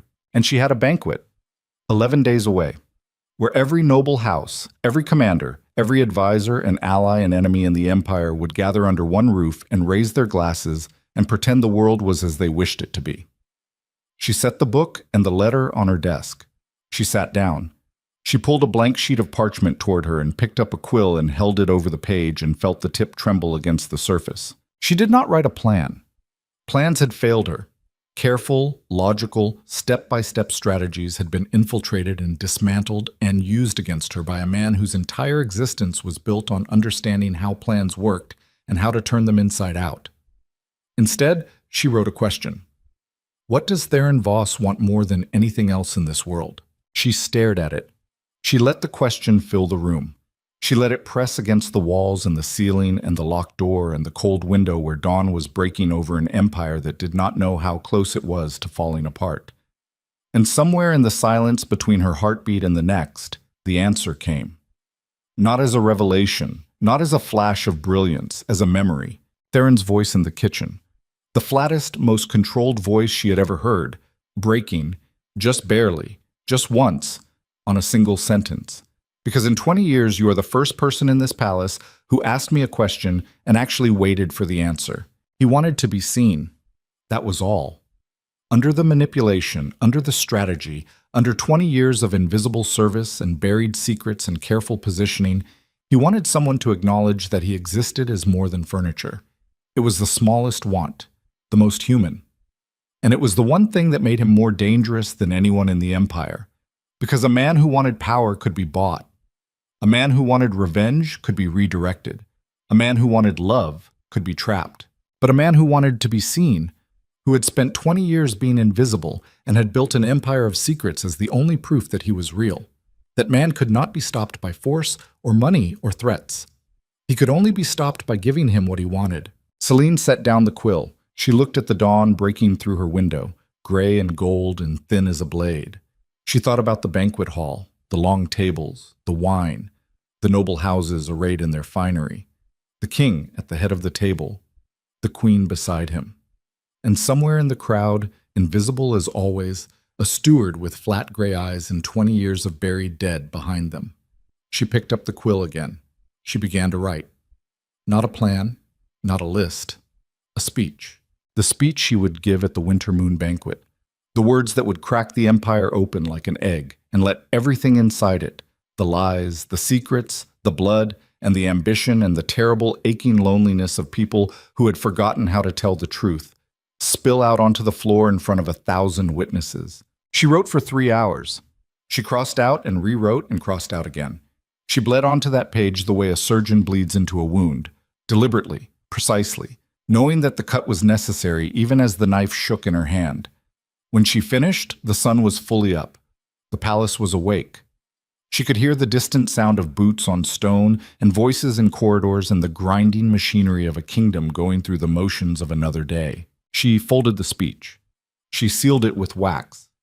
She placed it in the hidden compartment of her desk, not the one Theron knew about, but a second one, built into the underside of the drawer, that she had commissioned from a carpenter 2 years ago for reasons she could not have articulated at the time, but now understood with perfect clarity. She had always known this day would come. Not the details, not the names, but the shape of it, the moment when the walls she had built around her life would prove to be not protection, but camouflage, hiding a structure that was rotting from the inside. She stood. She straightened her coat. She looked in the mirror on the study wall and saw a woman she barely recognized, thin, dark-eyed, hard-jawed, with the expression of someone who had stopped hoping for a good outcome and started planning for a survivable one. 11 days. She had 11 days to outmaneuver a man who had been playing this game since before she entered the palace. She opened the door. She stepped into the corridor. She walked toward the council chamber with her head high and her speech sealed in a hidden drawer and the book of a dead empire's secrets pressing against her heart. And behind the walls, inside the passages, in the invisible spaces where servants moved and secrets lived, Theron Voss was watching. He was always watching. The night of the banquet, it snowed. Not the heavy, suffocating snow of the deep winter months, but something finer. A thin veil of white drifting down from a black sky, catching the torchlight along the palace walls and turning the courtyard into something that almost looked beautiful, almost looked clean. As if the world had decided to dress the empire in white one last time before it bled. Celine stood in her chambers and stared at her reflection in the long mirror beside the wardrobe. She had chosen her dress deliberately, black velvet, high-collared, silver thread along the sleeves. No jewels except the thin crown pinned against her dark hair. She looked like a blade someone had wrapped in cloth. She looked like a woman attending her own funeral and daring anyone to hand her flowers. Behind her, in the inner room, Lucien Vero was on his feet for the first time in 3 days. Marin had set his arm a week ago, a brutal, silent procedure that had required 2 men holding him down and a strip of leather between his teeth. The swelling had gone down. The bruises on his face had faded from purple to the yellowish green of old violence. He wore a borrowed formal coat, black, fitted, taken from the wardrobe of a lord who had died 2 years ago and whose clothes Celine had never bothered to discard. He looked like a dead man wearing a dead man's suit, which, given what they were about to do, felt appropriate. "You ready?" Celine said. She did not turn from the mirror. Lucien adjusted the collar with his good hand. His broken arm was bound tight against his chest beneath the coat, invisible unless you knew where to look. "No," he said. "Good. Neither am I." She turned to face him. They stood 3 feet apart in the candlelight of a queen's private chamber. 2 people who had met less than 2 weeks ago and were about to walk into a room full of the most powerful people in the empire and set fire to everything those people believed. She studied his face. The damage was still there, written in the crooked line of his nose and the scar tissue forming above his left eye. But underneath the wreckage, she saw the thing that Evelina must have seen: the steadiness.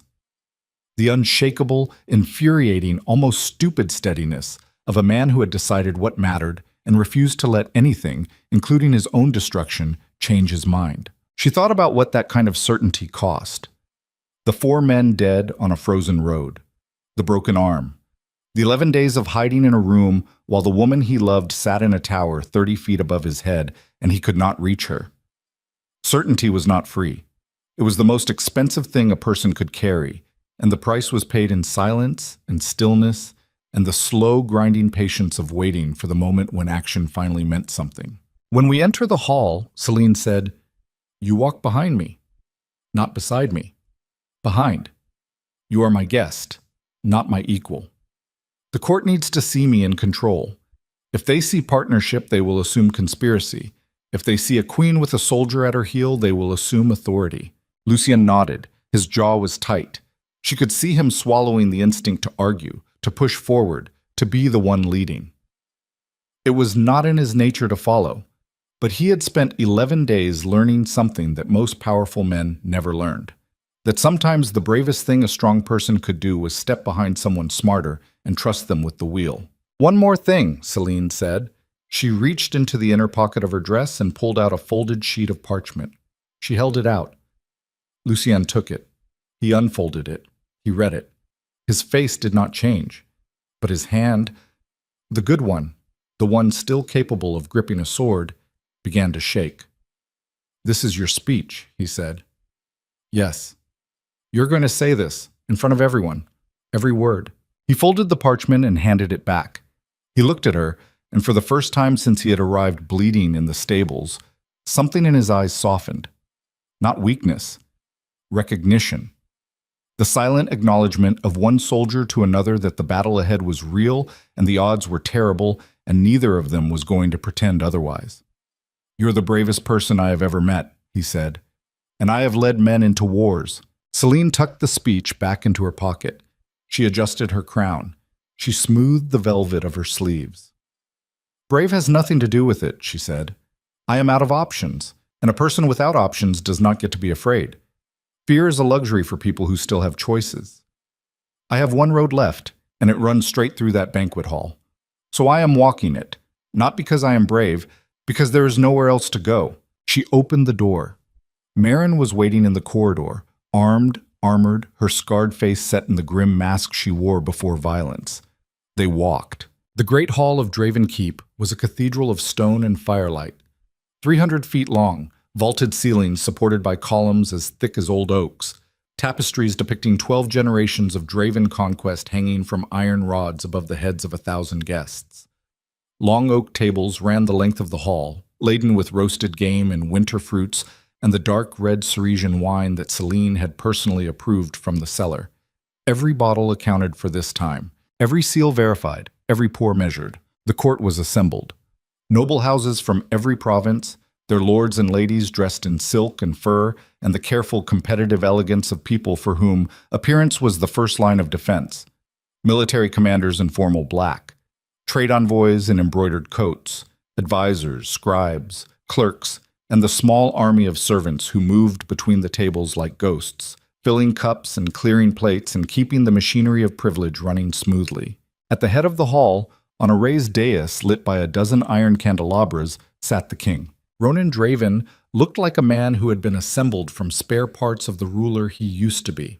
His formal coat was immaculate, black wool, gold thread, the Draven crest embroidered across the chest in crimson. His crown sat heavy on dark hair that was grayer at the temples than it had been a year ago. His hands rested on the arms of his chair, perfectly still, the way a predator rests when it is conserving energy for a strike it has already decided to make. But his eyes were wrong. Celine saw it the moment she entered the hall. His eyes were moving, not slowly, not calmly, but with the rapid feral scanning of a man who is looking for something he was afraid to find. He swept the room in short, jerking arcs, his gaze catching on faces and releasing them, never settling, never resting. He was afraid. Petra had been right. Theron had been right. The king was afraid. And a frightened king in a room full of sharp people was the most volatile substance in the known world. Celine walked the length of the hall. She walked slowly. She let every eye in the room find her, track her, assess her. She walked the way she had walked through every crisis of the past 12 years, with the measured, deliberate grace of a woman who understood that posture was politics and movement was message. Lucien walked behind her, 3 paces back, exactly as she had instructed. He kept his eyes forward and his damaged face neutral, and his broken arm hidden beneath the dead lord's coat. She reached the dais. She climbed the 3 stone steps. She took her seat beside the king. Ronan did not look at her.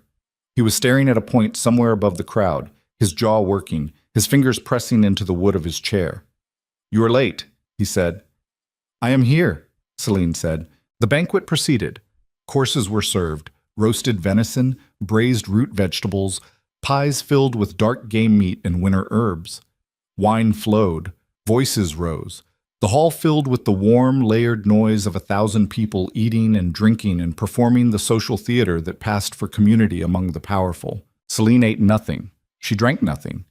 She sat beside her husband and watched the room with the same careful attention she had given to ledgers and supply chains for 12 years, reading the currents of power and allegiance that moved beneath the surface of every conversation. She spotted Lady Petra at the far end of the second table, eating slowly, her eyes flicking toward the dais at regular intervals. Watching. She spotted Lord Cassius near the center of the hall, deep in conversation with a trade envoy, his spectacles reflecting the candlelight. Oblivious. She spotted Theron Voss standing in the shadows near the service entrance, hands folded behind his back, his thin frame perfectly still. He was not watching the crowd. He was watching her. Their eyes met across the length of the hall, 300 feet of noise and light and human theater between them. And in that brief connection, Celine saw what she had spent 11 days preparing to see. Confirmation. Theron knew what was coming. He had known since she wrote the speech. He had probably known before she wrote it, because men like Theron did not need to read the script. They read the actors. He gave her nothing. No nod, no signal, no acknowledgement. He simply looked at her the way he had always looked, with the flat, patient attention of a man who had been watching things unfold for 20 years and had learned that the best position was the one where nobody remembered you were in the room. Celine broke the gaze. She turned to Ronan. "The midnight toast is in 20 minutes, she said. "I know," Ronan said. His voice was sandpaper. His eyes were still scanning the room. "I would like to speak before the toast." Ronan's jaw tightened. About what? The kingdom. He turned to look at her for the first time all evening. His black eyes searched her face with the desperate, hungry intensity of a man looking for a lie he could use as evidence that the world was still the way he needed it to be. "The kingdom is fine," he said. "The kingdom is not fine," Celine said. Her voice was low, calm, pitched so that only he could hear. "And you know it, and I know it. And in 20 minutes, everyone in this room is going to know it too. You can let me speak now, in my own words, with whatever dignity we have left. Or you can try to stop me, and I will speak anyway, and the only difference will be that the court watches you silence your own queen in front of 1,000 witnesses." She held his gaze. She did not blink. She did not breathe. She sat beside the man she had married 12 years ago and felt the distance between them. Not the physical inches, but the vast, unmeasurable space that opens up when 2 people who once chose each other realize they have been standing on opposite sides of a lie so large that neither of them can see the edges anymore. Ronan stared at her. She watched something move behind his eyes. Fury, fear, calculation, and beneath all of it, the exhausted, flickering remnant of a man who had once taken her hand in front of 1,000 witnesses and meant the words he said. 5 minutes, he said. Then the toast. Celine stood. The hall did not go quiet immediately. These things take time. The gradual ripple of attention spreading outward from the dais as heads turned and conversations trailed off, and the social instinct that makes humans look toward authority kicked in. But it went quiet. It always did for a queen, even one they had spent 12 years underestimating. She looked out at the hall, 1,000 faces, candlelight on silk and silver, the smell of roasted meat and wine, and the faint, ever-present tang of stone and cold that lived in the bones of Draven Keep. She found Lucien in the crowd. He was standing near the 4th table, his back against a column, his one good eye fixed on her. She saw his hand, the steady one, pressed flat against his thigh, holding himself still. She found Petra. The older woman had stopped eating. Her fork was suspended in midair, forgotten. She found Theron, still in the shadows, still watching. She unfolded the speech. She did not read from it. She had memorized every word. But she held the paper in her hands because she wanted the court to see it, to understand that what she was about to say was not spontaneous. It was deliberate. It was documented. It was the result of weeks of investigation and years of silence and a lifetime of being the woman who kept the records while the men kept the power. For 12 years, she said, her voice carried, clear, controlled. Not loud. She did not need loud.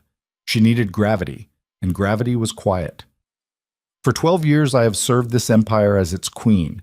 I have managed its treasury, its supply chains, its civilian governance. I have survived assassination attempts and famine and the slow, grinding loneliness of a marriage that stopped being a partnership long before either of us had the courage to admit it. The hall was silent, completely, devastatingly silent. 1,000 people holding their breath. I did not come here tonight to complain about my marriage, she continued. I came here to tell you the truth. Because the truth has been locked in a tower inside this palace for 9 months, and it is time to let it out. Ronan's chair scraped against the stone behind her. She heard him stand. She felt his presence at her back, the heat of his body, the weight of his fury, the massive, dangerous energy of a man watching his world disintegrate in real time. She did not turn around. There is a woman in the West Tower, Celine said. Her name is Evelina Dane. She is 9 months pregnant. The king brought her to this palace and hid her from the court, and from me because he believed the child she carries is his heir. The silence in the hall became something physical, a pressure, a density, as if the air itself had hardened. The child is not his. Celine let the words land. She let them sit in the room the way a surgeon lets a patient feel the incision before continuing. The father of the child is Commander Lucien Vero, she said. And he is standing in this room tonight. Every head in the hall turned. The 1,000-headed beast of the court swiveled toward the fourth table, toward the column, toward the man in the dead lord's coat who stood with his back straight and his broken arm hidden and his face carrying the evidence of an ambush that had been arranged by the very steward now standing in the shadows by the service door.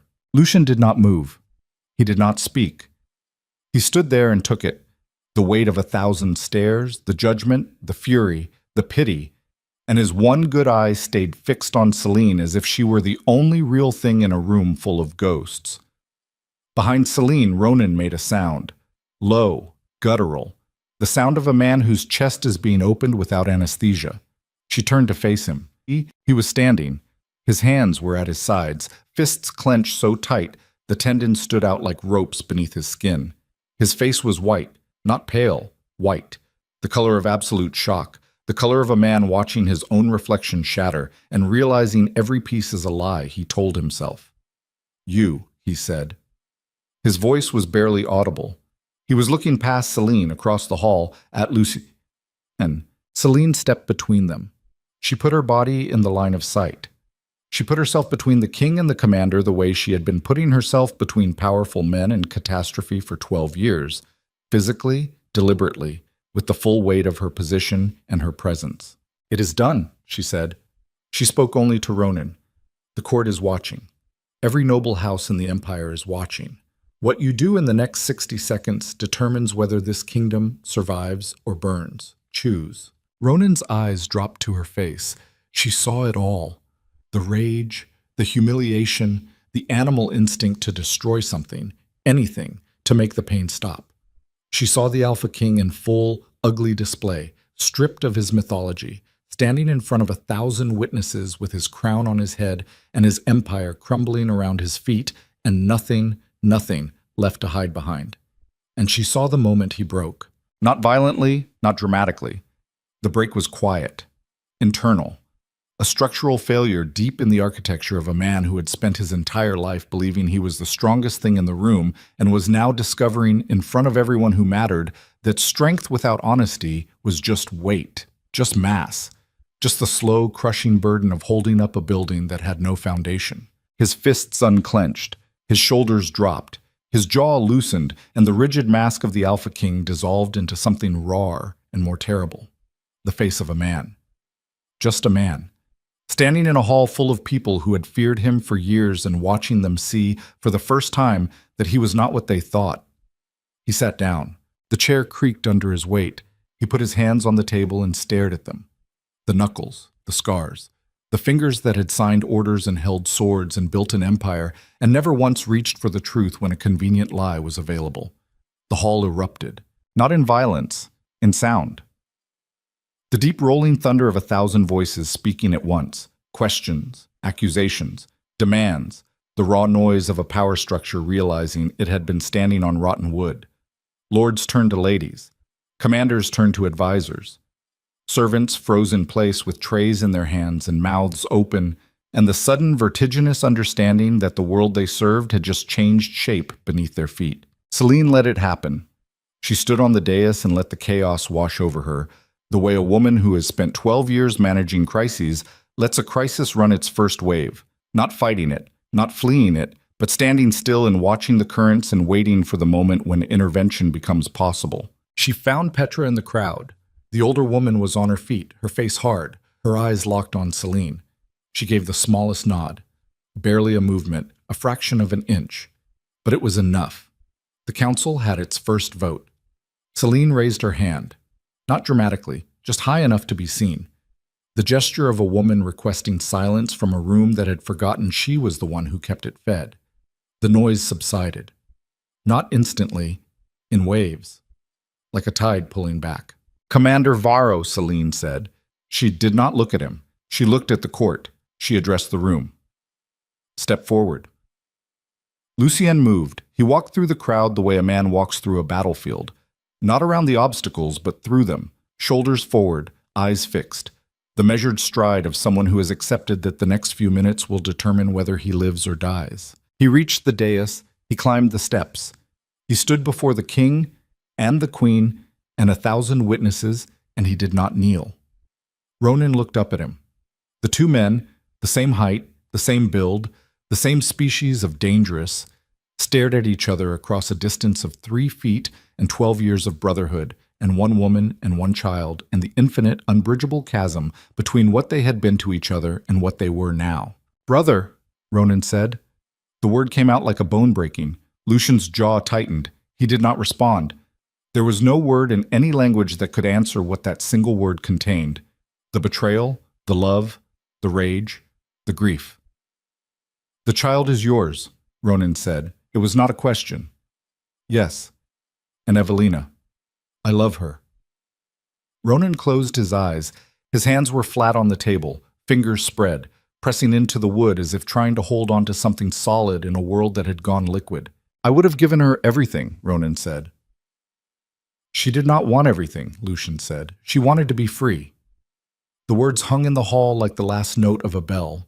They resonated against the stone walls and the iron candelabras and the tapestries of conquest, and they settled, slowly, into the silence that follows all great truths. Not the silence of shock, but the silence of recognition. The silence of a room full of people hearing something they had always known but never dared to say. Celine stepped forward.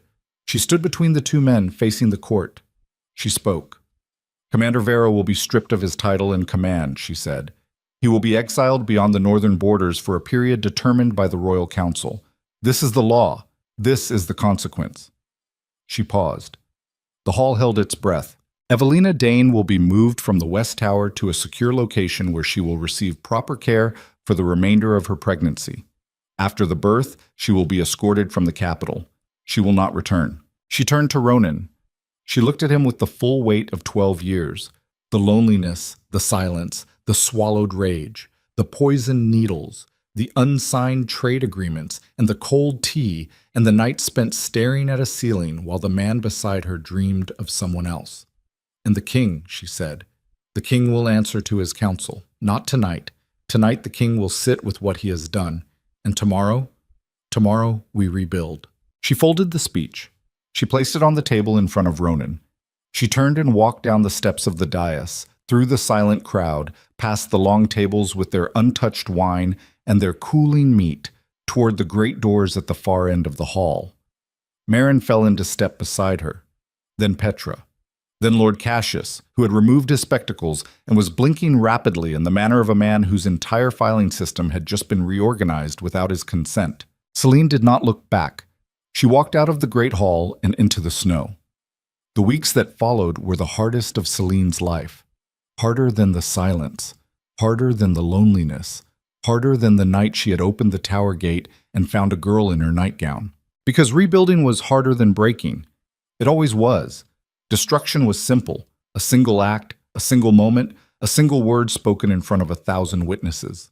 Creation was slow and painful and full of the unglamorous work of sitting in rooms with difficult people and making decisions that no one liked and enforcing consequences that hurt everyone, including herself. Lucien was stripped of his command 3 days after the banquet. The ceremony was brief and brutal.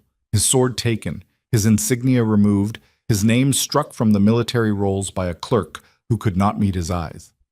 He stood through it with the same terrible steadiness he had shown in the banquet hall, and when it was done, he walked out of the palace gates and onto the northern road with nothing but the clothes on his back and the knowledge that somewhere behind those walls, a woman was carrying his child. Celine watched from the ramparts.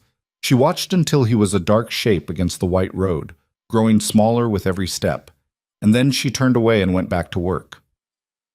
Evelina gave birth 11 days after the banquet.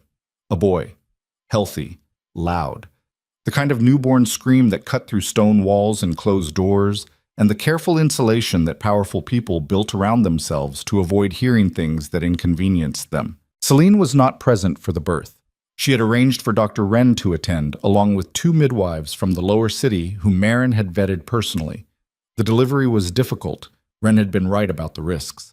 But Evelina survived. The boy survived. Celine visited 2 days later. Evelina was sitting up in bed in the secure room Theron had prepared.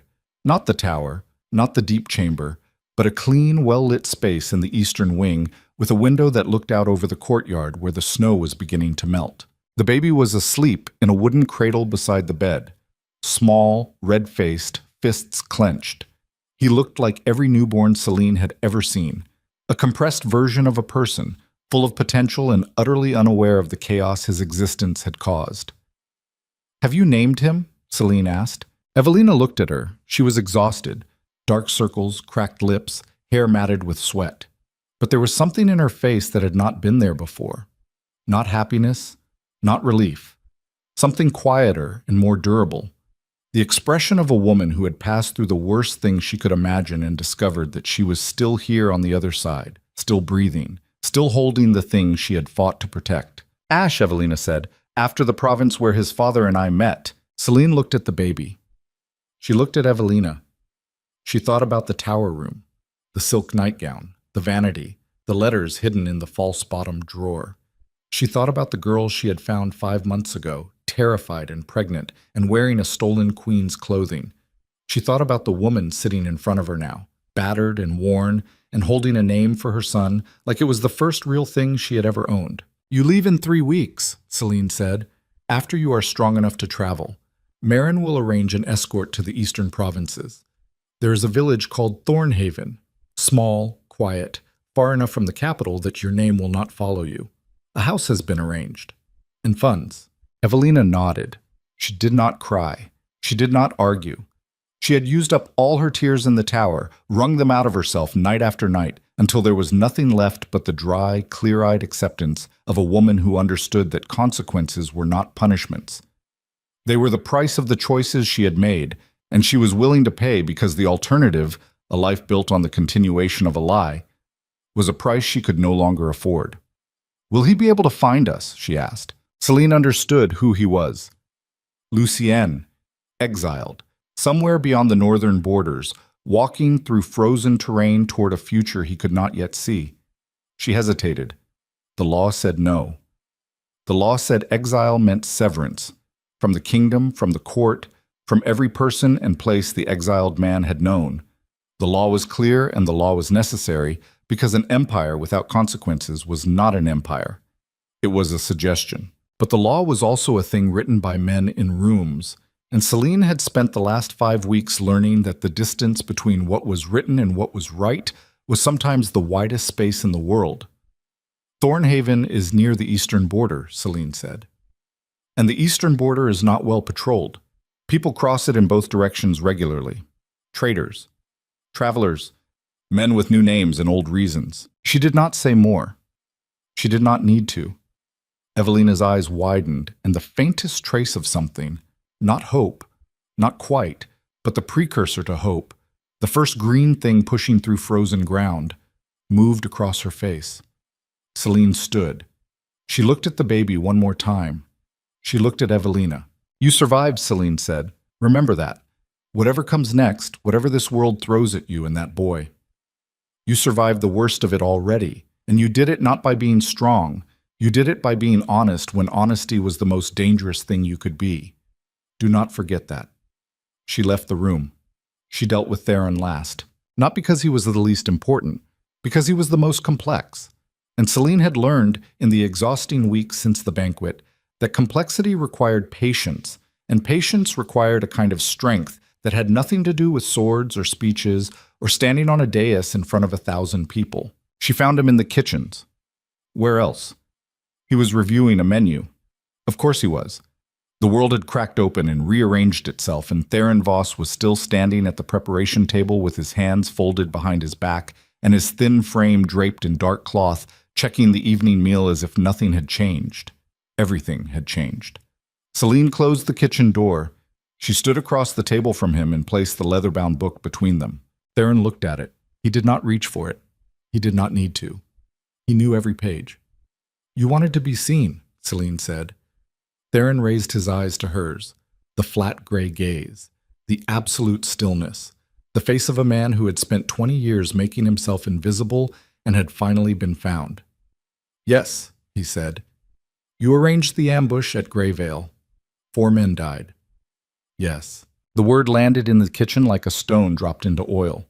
No ripple, no splash, just the slow spreading weight of a confession offered without apology, because apology would have been dishonest, and whatever else Theron was, manipulator, architect, survivor, he was not, in this final moment, a liar. Celine looked at him. She studied the face she had been trying to read for weeks. The thin mouth, the sharp jaw, the eyes that gave nothing, because they had learned very early that giving meant losing. She thought about what it cost to be invisible for 20 years. Not merely overlooked, but actively, deliberately unseen. A man who had made himself so essential to the machinery of power that he had become part of the machinery itself, indistinguishable from the gears and levers he operated. He had sacrificed his identity to maintain his position, and in doing so, he had become the most powerful person in the palace and the most alone. She understood him. She did not forgive him. Understanding and forgiveness were not the same thing, and she was tired of a world that pretended they were. You will leave the capital, she said, not exile. Reassignment. I am sending you to the Eastern Administrative Office in Thornhaven. You will manage supply logistics for the border provinces. Theron blinked. It was the first involuntary reaction she had ever seen from him. His mask slipped. Not much, not for long, but enough for her to see the confusion beneath. Thornhaven, he repeated. It is a small town. Quiet. The kind of place where a man with your skills will be noticed immediately because there is no crowd to disappear into. You will be seen, Theron, every day, by everyone. The baker and the blacksmith and the widow who runs the post office. You will be a person there instead of a function, and you will carry the weight of what you did at Greyvale for the rest of your life. Not as a punishment imposed from outside, but as the thing you see in the mirror every morning when there is no one left to hide behind. She picked up the book. She held it for a moment, felt the leather, the weight, the 20 years of buried truth contained inside. Then she opened the kitchen hearth and placed it in the fire. The leather caught slowly. The pages curled. The ink blackened and the names disappeared, and the careful cipher that had documented 2 decades of a king's darkest acts dissolved into ash and smoke, and the clean, purifying nothing of destruction. Theron watched it burn. His face was unreadable. But his hands, the hands that were always folded, always controlled, always perfectly still, were trembling. Celine walked out of the kitchen without looking back. She dealt with Ronan last of all, not in the council chamber, not in the war room, not in any of the formal spaces where kings performed the theater of authority. She found him in the West Tower. He was standing in the room where Evelina had lived for 9 months. The furniture was gone, the bed, the vanity, the bookshelf, the cushioned chair. The room had been stripped to bare stone. The fire was dead. The narrow window let in a thin column of gray afternoon light that fell across the floor like a scar. Ronan stood in the center of the empty room with his hands at his sides. He was not wearing his crown. He was not wearing his formal coat. He wore the simple dark shirt and trousers of a man who had stopped performing and was standing, for the first time in years, in the space between who he pretended to be and who he actually was. He did not turn when she entered. Celine stood in the doorway. She looked at his back, the broad shoulders, the heavy frame, the posture that had once conveyed authority and now conveyed only the weight of a man carrying something he could not set down. She thought about the night of their bonding ceremony, 22 years old, his hand in hers, the words he had spoken. I bind my blood to yours. I bind my shadow to your light. What I am, you will share. What I carry, you will know. She had not known. For 12 years she had not known. And the question she had been avoiding since the night she opened the tower gate finally forced its way to the surface, demanding an answer she was not sure she could give. Did any of it matter? The 12 years? The partnership? The slow construction of a shared life built on the assumption that the other person was telling the truth. If the foundation was a lie, did the structure count?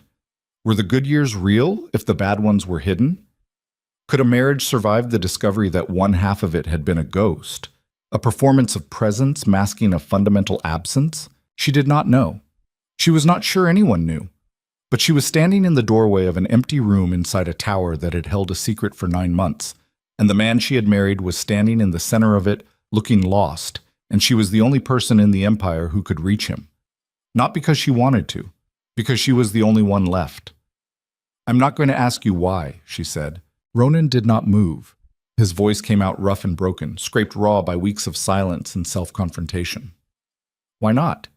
Because why does not matter. You were lonely, you were afraid. You found someone who made the loneliness smaller for a little while. I understand that. I have been lonely too. The difference is that I did not build a prison to hide my loneliness inside. I sat with it. I let it hurt. And I am still here. He turned. His face was aged. Not by time, but by the accelerated erosion of a man who had been forced to look at himself without the armor of authority. His eyes were red. His jaw was slack. He looked like a ruin, like something that had once been grand and was now just honest. I do not know how to fix this, he said. You do not fix it, Celine said. You do not get to fix it. That is the part you have never understood, Ronan. You cannot build your way out of this. You cannot sign an order or deploy a garrison or hide the damage in a tower and pretend it is not there. The only thing you can do is stand in the wreckage and decide who you are going to be inside it. She stepped into the room. She walked across the bare stone floor until she was standing in front of him, close enough to see the broken blood vessels in his eyes, close enough to smell the stale sweat and the exhaustion and the sour human scent of a man who had stopped taking care of himself because the self he had been taking care of turned out to be a fiction. I am not forgiving you, she said. Not today. Maybe not ever. But I'm standing here, and I'm telling you that the kingdom needs to be rebuilt, and I cannot do it alone, and you owe me. You owe this empire. The rest of your life spent trying to deserve the throne you almost destroyed. Ronan looked at her.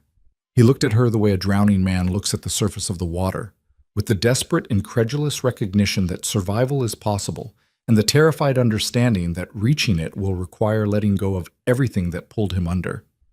New terms, Celine said. No more secrets. No more towers. No more women hidden in darkness. You answer to the council. You answer to me.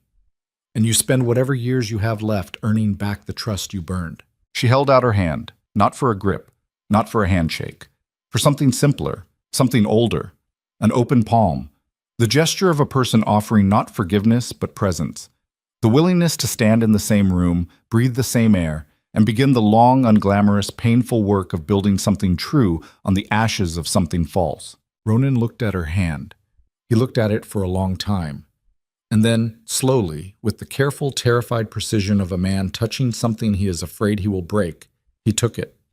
They stood in the empty tower room, two people holding hands in a space that had held a lie for 9 months and now held nothing but dust and gray light and the faint, persistent smell of candle wax. Outside, the snow was melting. 3 months later, the West Tower came down. Celine ordered it herself. She stood in the courtyard and watched the workers, masons, laborers, men with hammers and chisels, and the brute, physical competence of people who understood that some structures were beyond repair, dismantle the tower stone by stone. It took 4 days. Each block was carried out through the main gate and loaded onto wagons and driven to the river, where they were dumped into the current and carried away. On the 4th day, when the last wall fell and the space where the tower had stood was nothing but a flat expanse of broken foundation, Celine walked to the edge and looked down. The base was exposed.